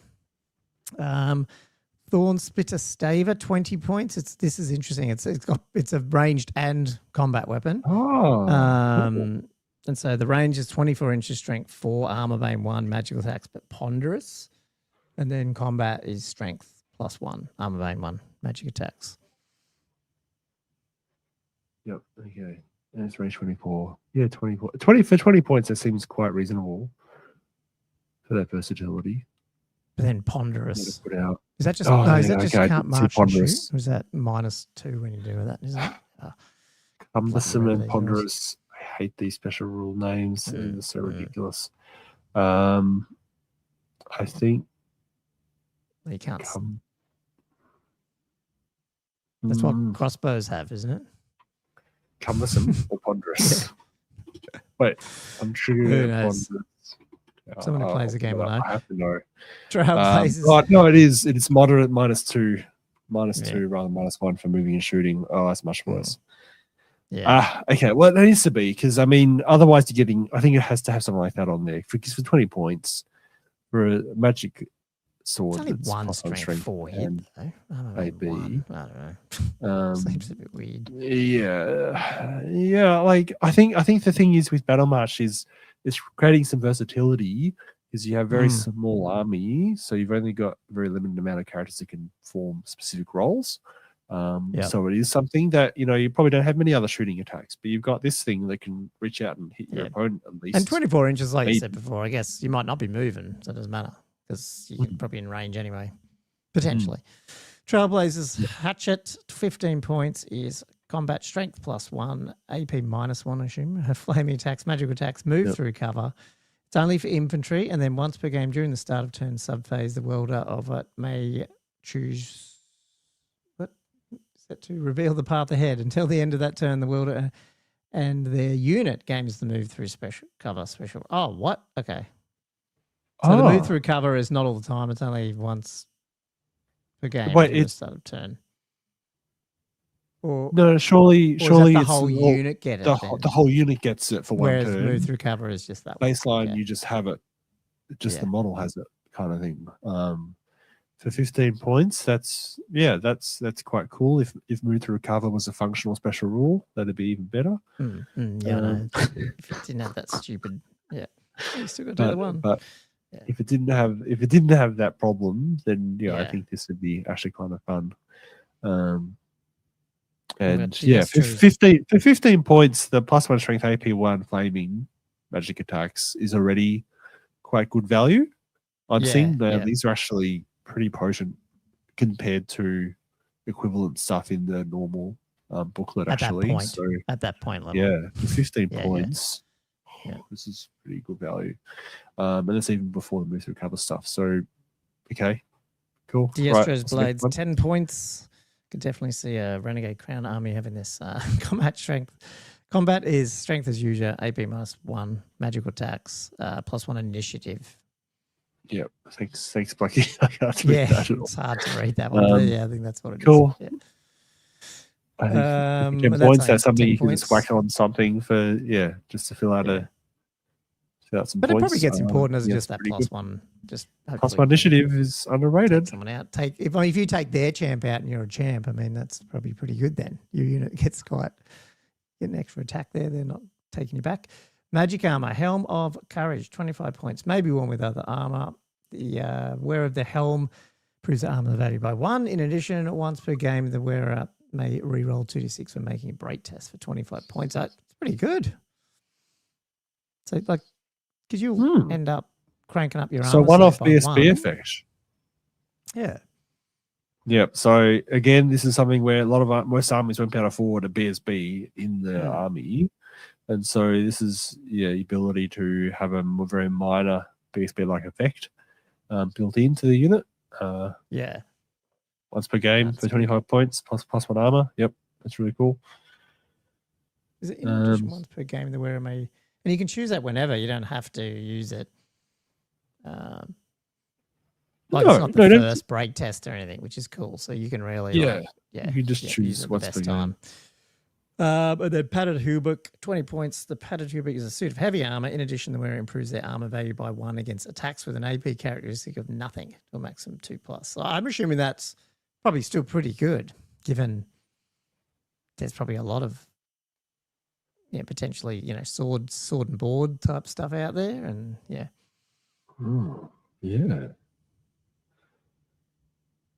I mean, that would be good. Not all the time, but yeah, quite good actually, because there are a lot of attacks here with no AP. I feel like as the opponent, you'd be a bit annoyed because you're like, oh, so it's gone 2 up from the 3 up because I have no AP on my attack. Oh, really? So I feel like it's going to be a bit feel bad for your opponent doing that. But I think as an item, I think it'd be quite good. Yeah. Yeah. I'd take Iron it. Rim Shield 15 plus at the shield, the bearer, but on the mount has a +1. Should they have one? Has a +1 modifier to their attacks characteristic. However, their bonus attack must be made using an ordinary hand weapon. Okay. Which I guess in this, like you put, so, okay, hang on. So you put that on a champ, you got 3 attack champs straight up. Is that right? Depending on what attack weapon it has. But yeah, if the champ has a hand weapon, it has 3 hand weapon attacks. It's pretty if cool. it's got a great weapon, it's got 2 great weapon attacks and 1 hand weapon attack. But yeah, no, I think for 15 plus points, they're also getting that's a shield, so yeah, that's pretty cool. Shadowed Mantle, 10 points. Models whose troop types inventory only. The Shadowed Mantle is a suit of light armor. In addition, the wearer cannot be targeted by enemy shooting or by enemy spells whilst within 6 inches of a friendly unit rather than the usual 3, even if the wearer is the closest target. It's pretty good, depending on what you're doing with it. Yeah. I reckon elves would like that. Like just hang out, just near a unit 6 inches away, right in front, just shooting people, being annoying. Yeah, that's cool. Like some of these actually would be cool in the main game, and that's one of them. Yeah. Talismans. Sorry, I keep taking them. Do you want to finish them off? If you can read them. No, I'm struggling to read them. Yeah, I have to get going. I could read the other page, but this one is okay. Talisman of Authority, 30 points, single use. Any models that wish to direct their attacks against bearer of the talisman during the combat phase must first make a leadership test. If they fail it, they just can't. Which I feel like that's probably, like in the main game that'd suck. In this one, I'm assuming, 30 points is pretty pricey, but I'm assuming 30 points is pretty low. He's lower across the board. Wait, and it's single use as well? I think it's just a bit too pricey for that. That's too much. Yeah. That's too much. Otherwise, cheaper, I think that'd be interesting because I feel like it would be like if that was not single use, you go, okay, maybe it's good defense. Yeah, if that wasn't single use, I can see that being reasonable for 30 points, maybe undercosted slightly, but that's a lot for 30 points for a single use thing. Yeah. Sorry, what's the next one? Sorry, I just moved my screen. Warding The Warding Talisman, 15 points for a 6-up ward save, basically. T-shirt save. Yep. Is that? And then Magic Standards, Banner of Resolve, 15 points for a +1 combat res, but just once. Right. Yep.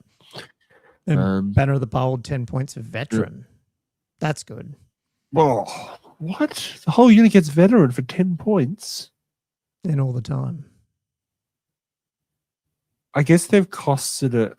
So, because typically, how much would Veteran be as an upgrade for a unit? +1 point per model, usually. Not usually +2. Yeah, that's probably true. Yeah, and if you only got units of 10, but still, so like a lot of people can't get that either. And then you don't. Yeah, have that's right. You got shit. Like it's actually really. A lot of units don't have access to Veteran, so there's only certain units that have that upgrade available. So being able to plonk that on anything is actually really quite good. So for 10 points, that seems really undercosted. Yep. Yeah. The Ranger's Glass, 20 points. Gee, I don't think any of we've seen were common. So unless it was too blurry. If your general is equipped with this Ranger's Glass, you add +1 to your roll when rolling off to choose the light. This takes the first turn. If both players' generals are equipped with the item, a roll off decides it. And it goes. So. This is the +1 to first turn thing, and then 20 points. If they both have it, they roll off just so you stop it. The other one's useless. Yeah, pretty interesting. A worthless copy. The all-seeing eye of Nubis. Would you take that? 15 points. Would you take that for 20 points to get a +1 to roll off? I think it just depends on what army you have too, though. Like if you're a shooty, like if you're a dwarf army, probably sit there and try and get the +1 and then start shooting. Do some damage. Yeah, true. Yeah, if it's a shooting army. Whereas Bretonnian army would never take it. Well, yeah, what is it? Yeah, well, exactly. But I guess, shooty, or like if it's something that you can do more damage quicker, then I feel like obviously, it might be. But it's still not, it's something. What's +1 roll? Is that like, what's the percentage there? It's not, it only probably bumps it up a bit, but not. It goes to like 60, low 60s. 2/3 percentage if you got a +1. If you, it's quite exponential though. If you have a +2, can't remember if it hits 80%. I think it's high 70s. If you deploy, no, hold on, I'll reverse that because I think in Battle March you don't get a +1 for finishing deployment first. You don't. Okay, there is no +1 actually. Okay. Now that I remember, so you would only have a +1 from this. So there's no other. Because I was thinking it'd be stacking, but it's not. It was not. No, yeah. Okay. Battle the all-seeing eye of Numis is 15. The bearer of this ignores modifiers for full and partial cover, and when determining their line of sight for the purpose of shooting, ignores the woods. So basically, when they're shooting stuff, they just shoot 15 points. Whoa. That's pretty good. Wow. I like that. Yeah. Ignores cover how does like, are they too expensive? Like, how does things like the Way Stalker go in this game when you've got like, how pricey is that guy? It's probably a fair bit. He's quite pricey, and also, his main rule of sniping is not functional. Yeah, that's true. Yeah, because everything's to look out, sir. Yeah, we've got our first common one. When the bearer of the wilderness map calls it roll on the wilderness terrain table, you may re-roll the d6. That's cool. Obviously, if you're playing, really cool. You need to know that. Why does that make me think of Mordheim? The wilderness map. Enchanted Almanac, 5 points. Bearer wears the enchantment. You may reroll your d6 when required to roll on the Chaos of War table. So just, again, if you're using those ones. Interesting, that's not common, but the wilderness map is. Probably because, obviously, there's multiple terrain, I guess, around the place. But yeah, I guess so. But the Alchemate, you do re-roll. Yeah, I don't know. I can't explain why that is like that. especially. They've got the arcane item, Scroll of Fiery Convocation, 15 points. It's common, single use instead of attempting to cast a spell. I like how they've done this actually, although again, big game probably doesn't make a difference. But the bearer of the Scroll of Fiery Convocation may read from its to cast this fireball spell. I was about to say you only got level 1, 2s, really right? cool. So you're only casting 1 or 2 spells anyway. So you're just switching it to cast this. So it's probably less of an issue that you're not casting any other spells. Wait, so could you cast any other spells that turn? Or is that only in that phase? Substituting one out, is it? Instead of attempting to cast a spell they know. I thought it would just wipe it all out instead of attempting to cast a spell. Wouldn't it say one spell? I don't know. Is that what you mean? Yeah, like I interpret that to be a spell, as in just during the shooting phase, they would cast that spell, but they could still cast if they had 2 spells. Yeah, probably. It depends how you read that. But how does that work in practice? Because so if you've already cast 2 spells earlier in their turn, you can't use this in the shooting phase. If you have, for instance, had an enchantment, I know you're right. And then you get to this and go, oh shit. Then you get to the shooting phase and go, oh crap, I was going to cast that. Oh no, like like is that how it works? It's just frustration.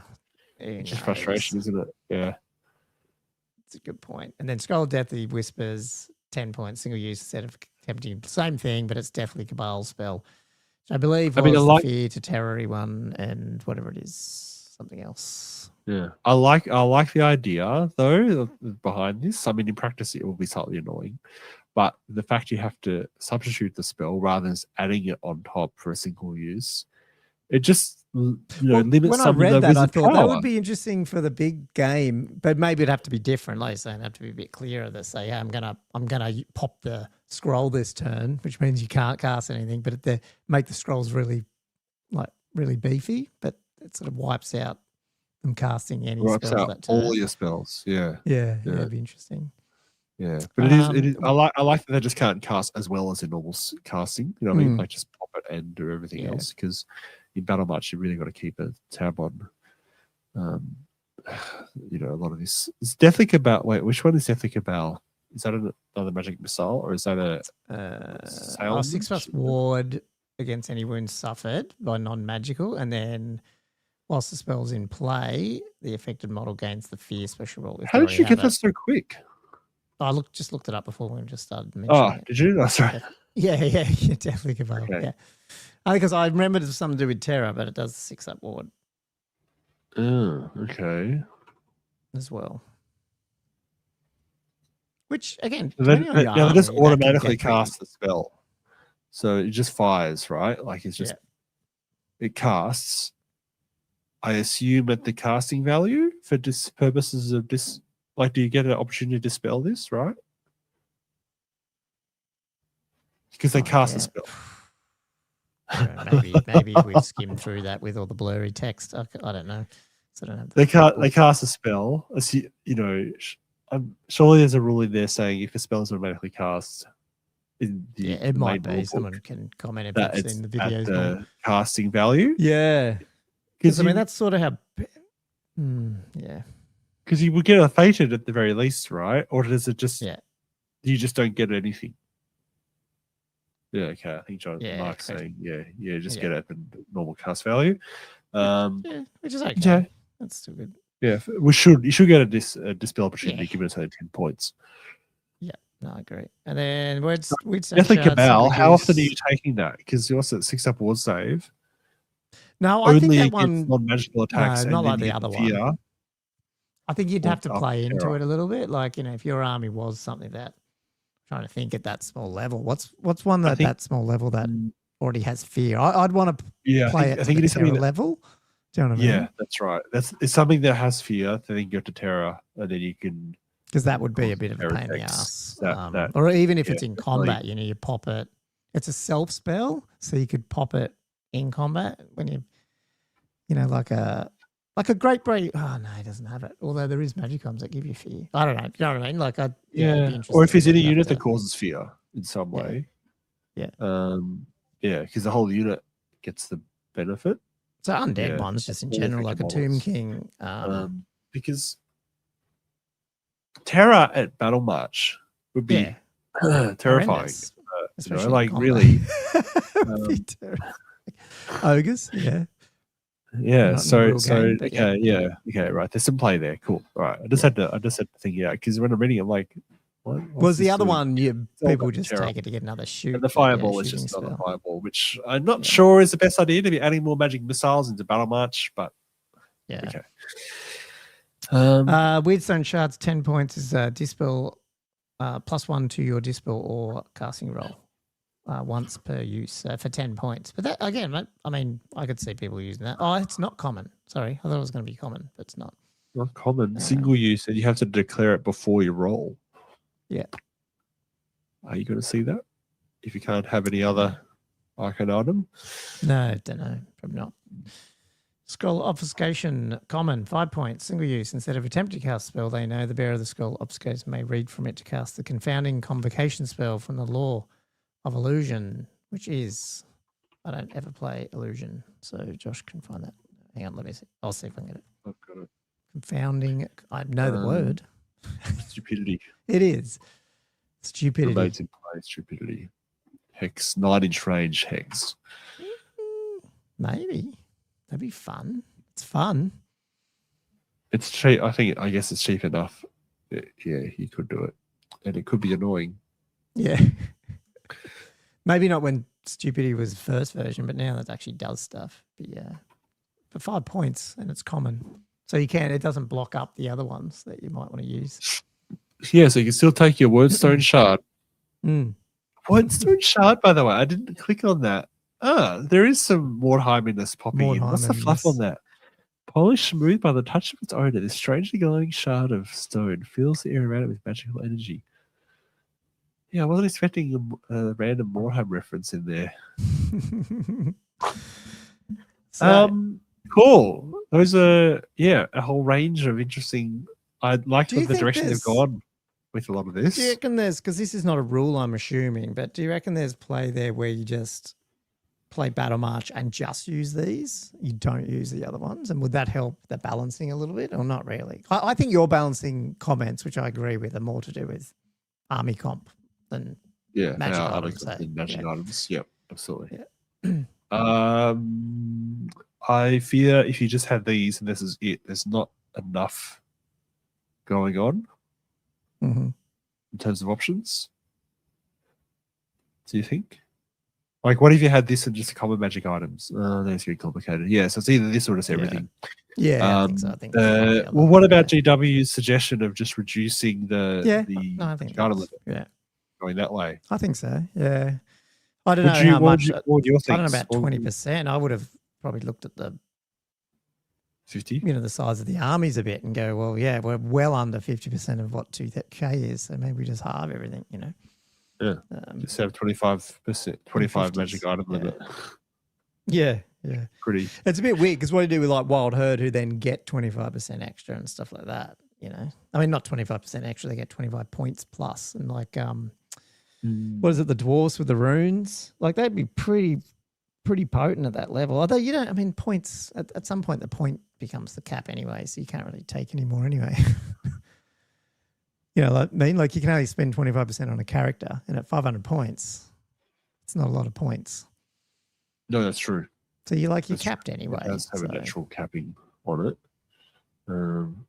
I mean, did you find that with your resubs for your one that it was the magic? I just don't think. No, it wasn't the magic. It was really just the army copying it. So the magic items, it would change how the battles feel to some extent. For example, stuff like the Dirty Harry combo would be much harder to put together. Yes. Which is something that you don't, it's not necessarily hit with comp.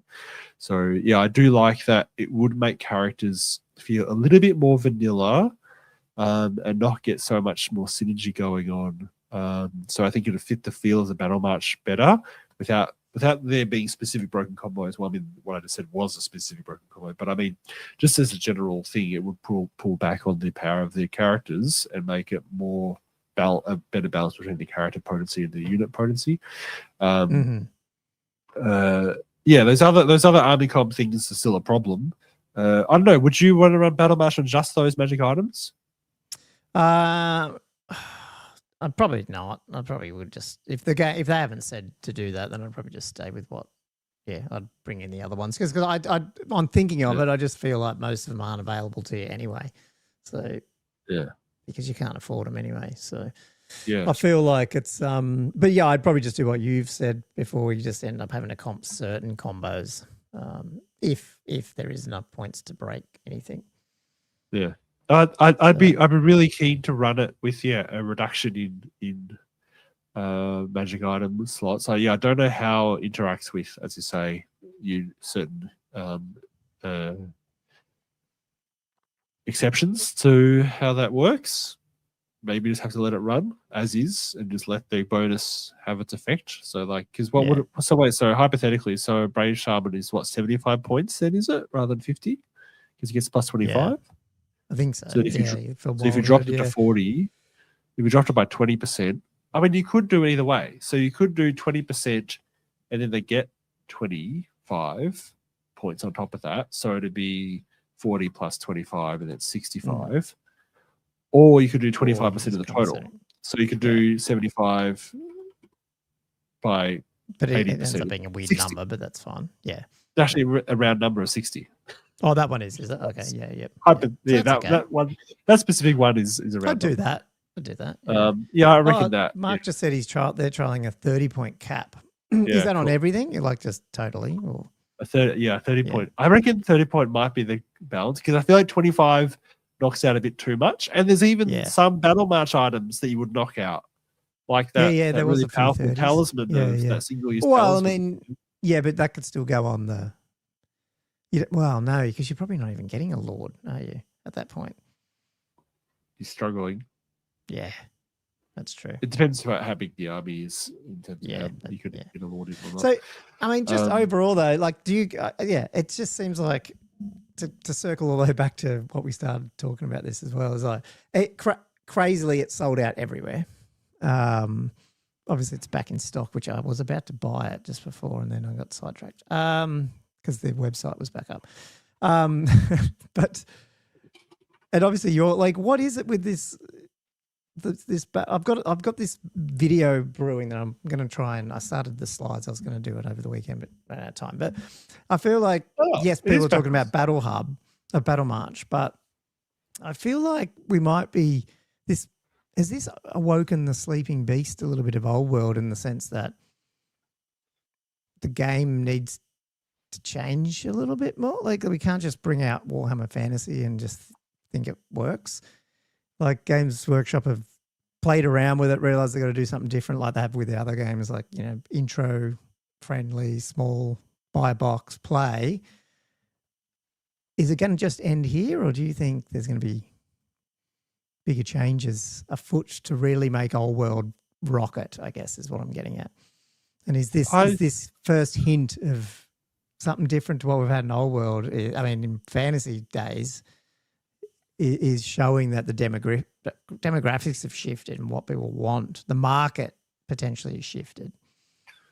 Oh, that's very deep analysis. I know, and I don't know. That's why I'm bubbling this idea up to put a video out on it, because I don't know. I'm suddenly starting to think, and what I want to do is prepare us grognards for the fact that I actually do think it does need to change.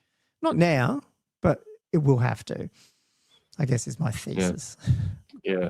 Because what's going to happen next? Do you think there'll be multiple other Battle March boxes released, like similar to the Spearheads or the that type of stuff? And then I think if that took off, if that naturally brought new players into the game, I think you'd still need to change the game in some fundamental ways to probably make it a more appealing game. You know what I mean? Like just in terms of you may have to revisit things that to us sound criminal in terms of maybe how stats work or not, or like the types of rules, or like just because it was always fantasy, and you've seen it with Heresy. Now, I'm not saying that's successful, but they've done it with Heresy where they've changed some of the rules.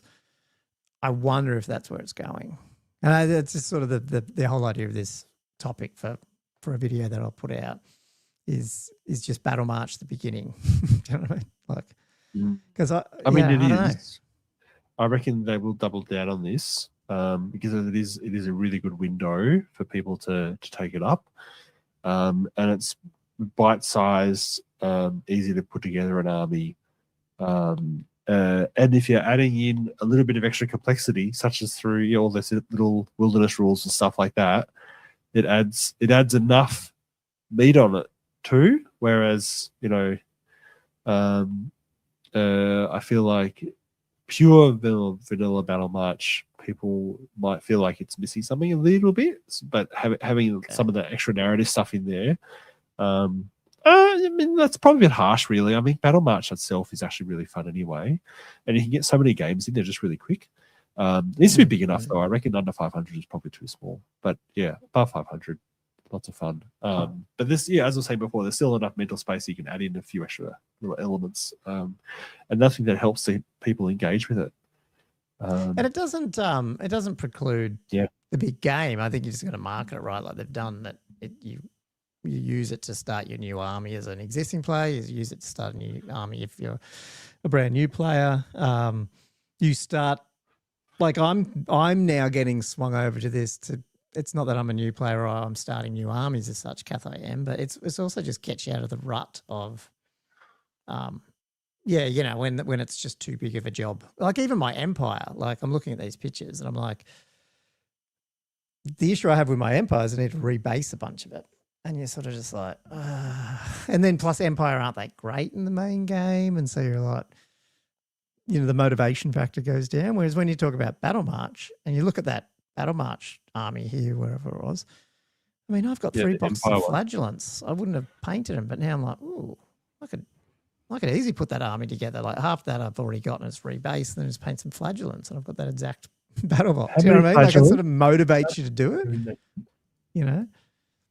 I can't quite read it. Is it 6? I think.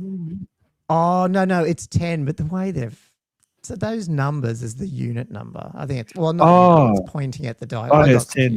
Right, okay. Yeah. But yeah, that's what I'm excited about, that I'm like, maybe this is a way it's to like get they've been like, armies where done. they're sick of people making army lists that don't look Warhammer-y. And they're like, here's some friggin', this is Warhammer. This is how your army should look. Now play it. Like this is the most Empire looking list that I've seen in months. Dude, it's just having flagellants on the table at all is, I mean, it's surprising you don't see them more often, obviously, because they're an excellent counter to dragons, as I couldn't help but bring it up. But yeah, anyway.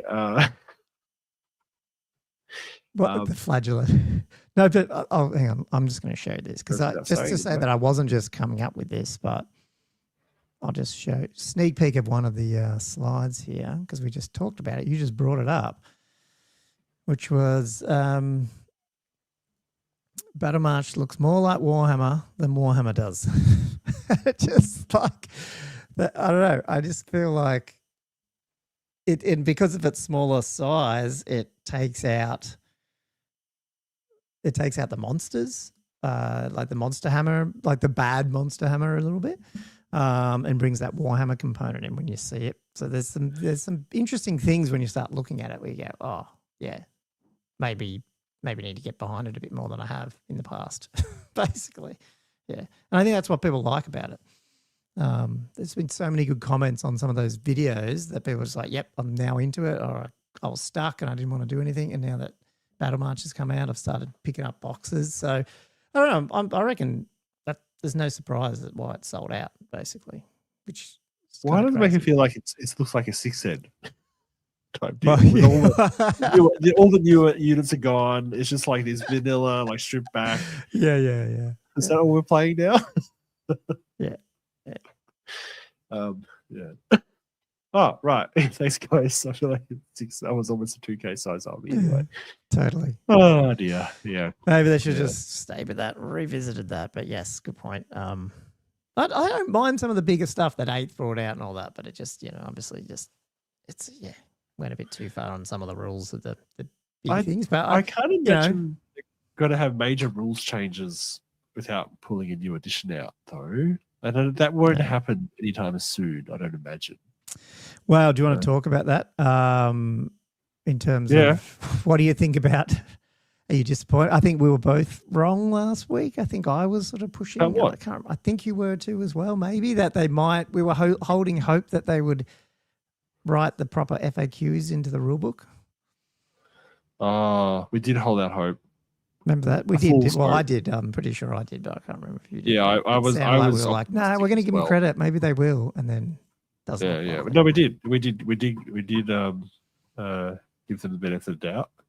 And it sounds like it was delayed. Like it sounded like it wasn't really. I don't blame them in this situation because I feel like the intention and this part. I think this is why it was such a long delay.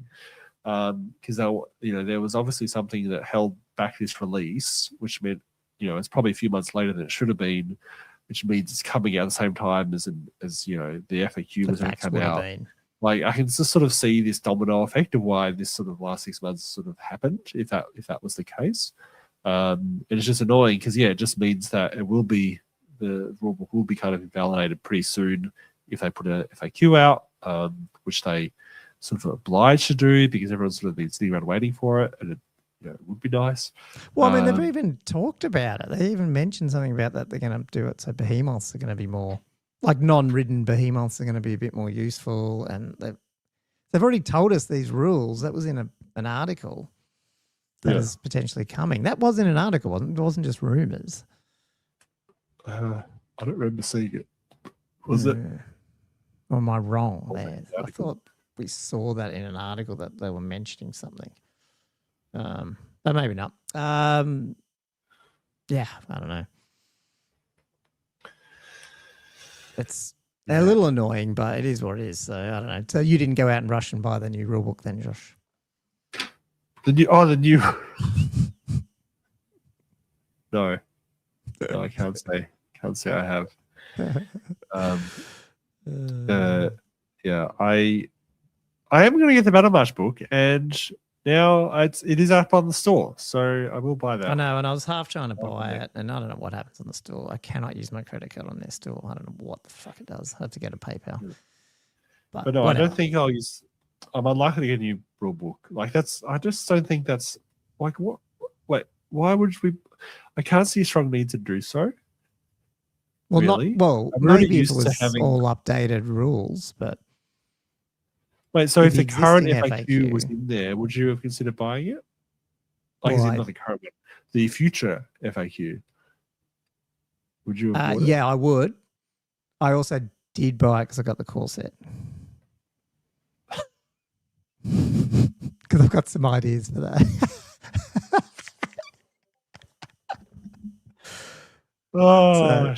But I plan on giving some. I think what I might do is with the Cathay, do a channel giveaway for some of that stuff. So I might do that sort of stuff, and then at least get the chaos bits out of it. So we should do another giveaway. Actually, that was why I was thinking that, because technically I don't need the Cathay unless Andrew wants it or you want it. But I just want no, I don't. I want to join the chaos stuff with my Beastman, so I went fuck it. I'll just buy that, and then at least I've got a core set. I don't have a Cathay army on my timeline anytime soon, so I shouldn't be greedy, and I think we should do a giveaway. Unfortunately, a lot of people will be looking at it. Is it really going to be that exciting for people to be giving away the other half of the Cathay box if the Cathay market's going to be plummeting through the floor? Everyone will be putting their Cathay up on eBay anyway. Hey, sorry, guess what? I just went to try and buy the friggin' book. Some products in your cart had insufficient stock. These have been removed. Fuck, I haven't even put mine through. Oh, what? I don't know. I'll have a look at it later. I'm half doing it on the side here. I shouldn't do that during the pod, but I wanted to get this Battle March book. It's the only thing I've missed out on with Old World, and I just can't get it. I'm sure we'll get it at some point. It'll be fine. I don't think it's the missed edition. So, did you end up getting it, Josh? Josh just said, Mark said you bought the last one. No, I didn't actually put it through because I had to pick a store, and then I was like, I should focus on the podcast. Yeah. Okay. Let me just try to put this. Oh wait, hold on. I gotta do PayPal. So it's gonna tell me no. I don't know, that's what mine did. But yeah, I don't know what it is, man. On my phone on the weekend and I tried 2 of my credit cards, which are fine, and it kept failing. So I don't know what the freak. I don't know what's happened. Anyway, I might. We've got a couple of more minutes. We'll wrap it up. But I did want to share while you're doing that. I had another question. Oh, do the question. So Plasma's question was: any of you lads experienced enough with Battle March games to offer any list building tips? How many cheap objective scorers to take? Are skirmishes or cavalry better or worse? And isn't magic necessary? I feel like, I mean, I haven't played it. I feel like magic missiles, you want at least one off by the sound, or something like that. I think that'd be dangerous. Fuck, I missed out on the bloody Battle March book again. Is it actually saying sold out now? Or? No, it still says add to cart. Nah. Well, maybe their website was down for maintenance when I did it. So maybe they're freaking around with something. And go away. Yeah, so with you've got more experience here. Yeah. I think the objective scores, it depends on the context of what scenarios you're playing. I think you do want, you sort of want to build a Warhammer army. Yeah. Right. A few cheap scoring units. I think skirmishes are very effective. You don't want to overdo it for the fun games, really. I think cover fine. Necessity of magic. That's something that I love about it. I don't think it's strongly needed at all.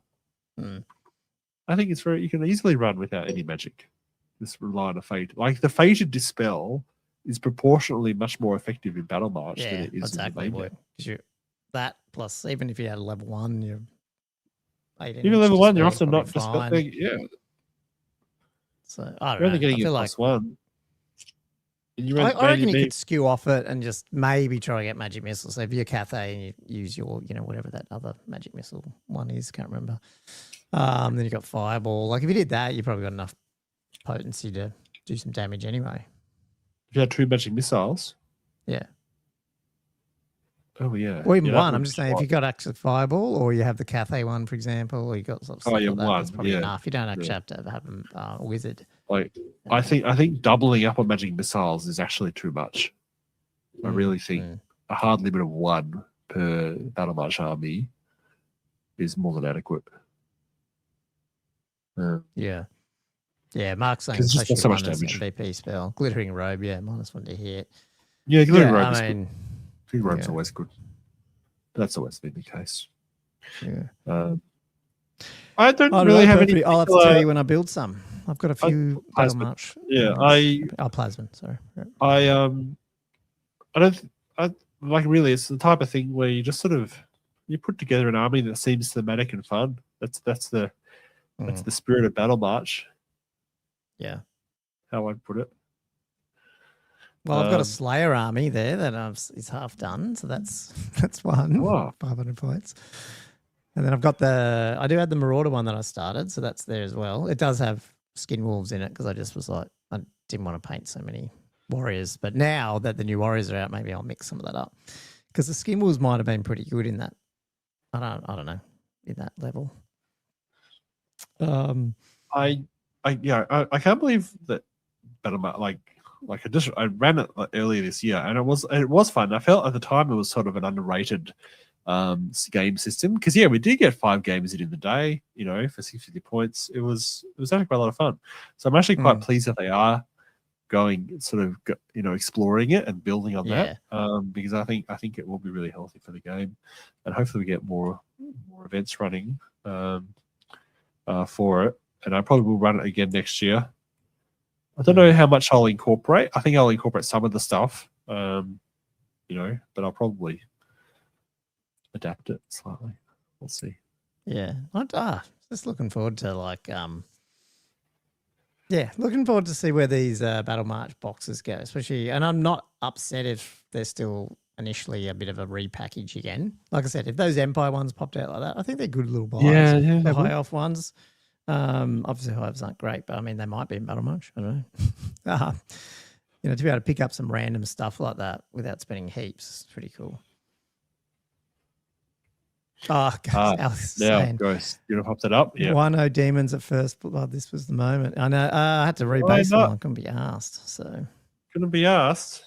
Couldn't be asked. I started Cathay instead, which is not going to be ready for then. So, yeah. So rather than rebasing, you'd rather paint up an entire army of new models. Got to get motivated. That's true. So what I got motivated on is I'm bringing my orcs. I'm bringing some orcs, and I use it as motivation to just finish some.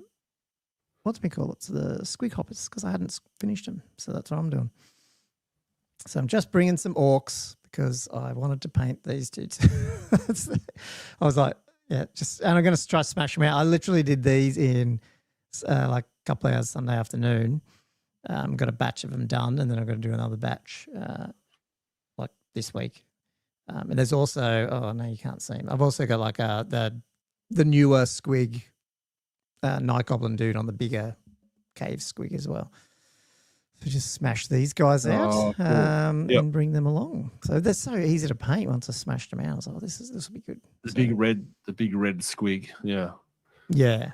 So I don't know. They do probably take in the background somewhere. You've been airbrushing that kind of stuff, haven't you? Yeah. Yeah, just doing some airbrush and yeah. Yeah, that helps. Yeah, as Marcus said, they are good in battle march, the squig hoppers. So exactly, I bet you they would be. So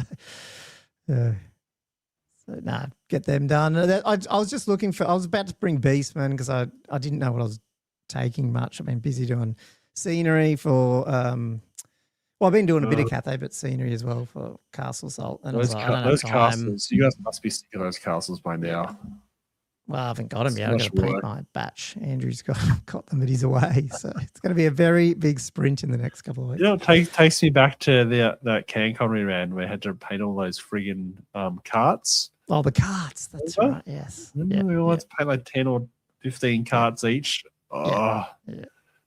That was a lot. Well, the castles will be easier. More paint, but they should be easier. So, yeah, so that's why I just went back to my orcs. I love my orcs and thought, what do I need to paint? What's something new I could paint is basically what I should say. Because I had the old metal squig hoppers, but they're a bit crap. So then I went, I've had a pack of them, put them together on Sunday morning and then smashed a few out and I'll smash the rest of them out this week. So with a week to spare, hopefully. So, yeah, and then back to Cathay, which, just keep plugging away at that.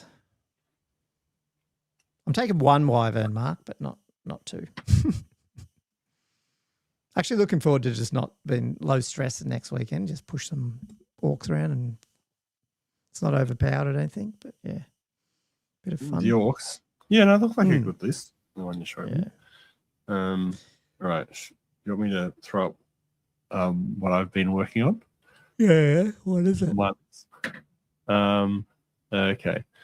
I just got the one photo because a lot of it is still work in progress, but I've been working on some demonettes. Love it. Hellfires, some Seekers, all the old Juan Diaz sculpts, with some customization of some of them as well. But using the newer Seeker chariots and stuff on there. Mm-hmm. And so the whole army is like it's a mono Slanesh running it at Old World. I mean Old Hammer. All in on the Renegade Demons. It'll be fun. I can't wait to be falling back in good order randomly around the board. Loving it. Needs more boo boy. So with the seeds. Huh? I thought Andrew said, Alex said there was no demons. He's just talking about with me. Oh, Gomo, why no demons? He said you. Right, yeah, because I'm going it. I think he is as well. Yeah, that's why I would have thought he would have as well. Yeah, okay. Misunderstood that. We all are. Time to run demons. I was close to running the Bretts, but then I was like, I reckon this will be really fun to play with the Renegade rules as they are. Just running a bunch of demonettes. Just purely mono Slanesh. So that's cool. It goes. Looks. So I got quite a bit. They look so freaking scary. Those things. Yeah, look at them. The Hellfires. Yeah. It's like, what is that going to do to me? What will it do? We'll see. We'll It's a see. cheese Hopefully we get to grater play or it some point. something. Harvester of souls. Hell playing your Yeah. playing your way to hell. But yeah, I've got a crap load to paint. I mean, just like this stuff was largely. I'm not even finished this. This is basically just like shading. Well, because you've got to highlight. take all the dark elves out of this list, really, isn't it? And fill it But back 48 with hours demons. ago, this was like pretty much unpainted. Yeah, right. Wow. And like the theme, I've had to do an extra themed, and I've had to do a standard bearer for my seekers, and then I've got to keep the secrets coming. Like not coming, but I think I'm doing it. And then a whole extra unit of demonettes. Like, yeah, I had some demons, but not as much as I was hoping. Not as much as I was hoping. Just to make a full army out of it. I wish I was playing Battle March, John. Why can't this event be a Battle March? It'd be so much easier for me to paint. How good are tournaments at just getting your ass in gear to finish some stuff? That's why it's good. That's probably what's good. So, yeah. It is. Anyway, we might wrap this one up, Josh. See, when I'm here, it is 2 hours. It's good. Love it. Don't know why. It always is. Next week, I think we'll chat some old hammer lists or something. Prep for the tournament, probably. Assuming they'll be all done. I think. Should we just do a list review next week? Yeah, I think just so. Straight up look through. I mean, there's a lot of lists. I don't know if we look through all of them. That's true. Yeah, but maybe we will. We've got 2 hours to fill. That's all right. Yeah, we'll do that. And then we'll see you next week. Yeah. So anyway, big thank you to everyone. Big thank you for Starky for jumping on there for the first half, or more than that, actually. So it's always good to see him. And man, I don't know. He lives this Warhammer Mecca. Just this bizarre place. I just wish he was a bit closer to Brisbane. Why is it 2 hours, 2.5 hours away? You know what? Longer to drive there than it is to fly. I I have thought sometimes of just going up there, but not even taking an army. Just going, he's got so many. Can I just not bother? Because the only way packing and all that crap. The only way I could see myself doing it is if I was going up with one of you guys. Yeah, yeah. Imagine if Newcastle or something. Fanatics does King of Roy. That's what I reckon it'd be cool to do one day. Is just if we met somehow road trip. Yeah. And then just rented a car between the three of us and just drove over there. Yeah, we could do that. We could do it. We should try and see. Maybe next year we'll do one of them. Yeah, maybe he's 2-dayer. He does his birthday bash one, but I think that's on my wife's birthday, I think. Can't remember when his one is. So that's not going to work. Yeah. No, ideally the 2-dayer, whichever, because he said he runs 2 1-dayers and 1 2-dayer a year. Yeah. I'm not sure if that's a birth. I'm not sure which one that one is. I think it is. Yeah, I can't remember. I'll see him pop up. Anyway, cool. We're going to love you guys and leave you. Hope you enjoyed our episode today. And once we get the books in hand, I might actually have a bit better, more say of this. And I'll finally get a few Battle March. I reckon this will make me get a few Battle March armies done, if you know what I mean, just because I think it's going to become quite popular. And I reckon, I haven't told Andrew and Cam this, I think the next Broadmeadow Brawl could be a Battle March Brawl. Oh, that's a name. The Broadmeadow Battle March Brawl. Broadmeadow Battle March Brawl. Yeah. Because I think that would be cool. That's a good way to get some people in and need to do a better job of that. So anyway, I'm going to close this one out. This is episode 152 Old World Fanatics. Please like, subscribe, all that sort of stuff. If you're not a member of Old World Rankings, jump over to oldworldrankings.com as well. I should give that a plug. And if you are a budding tournament organizer, we do the hosting on that as well.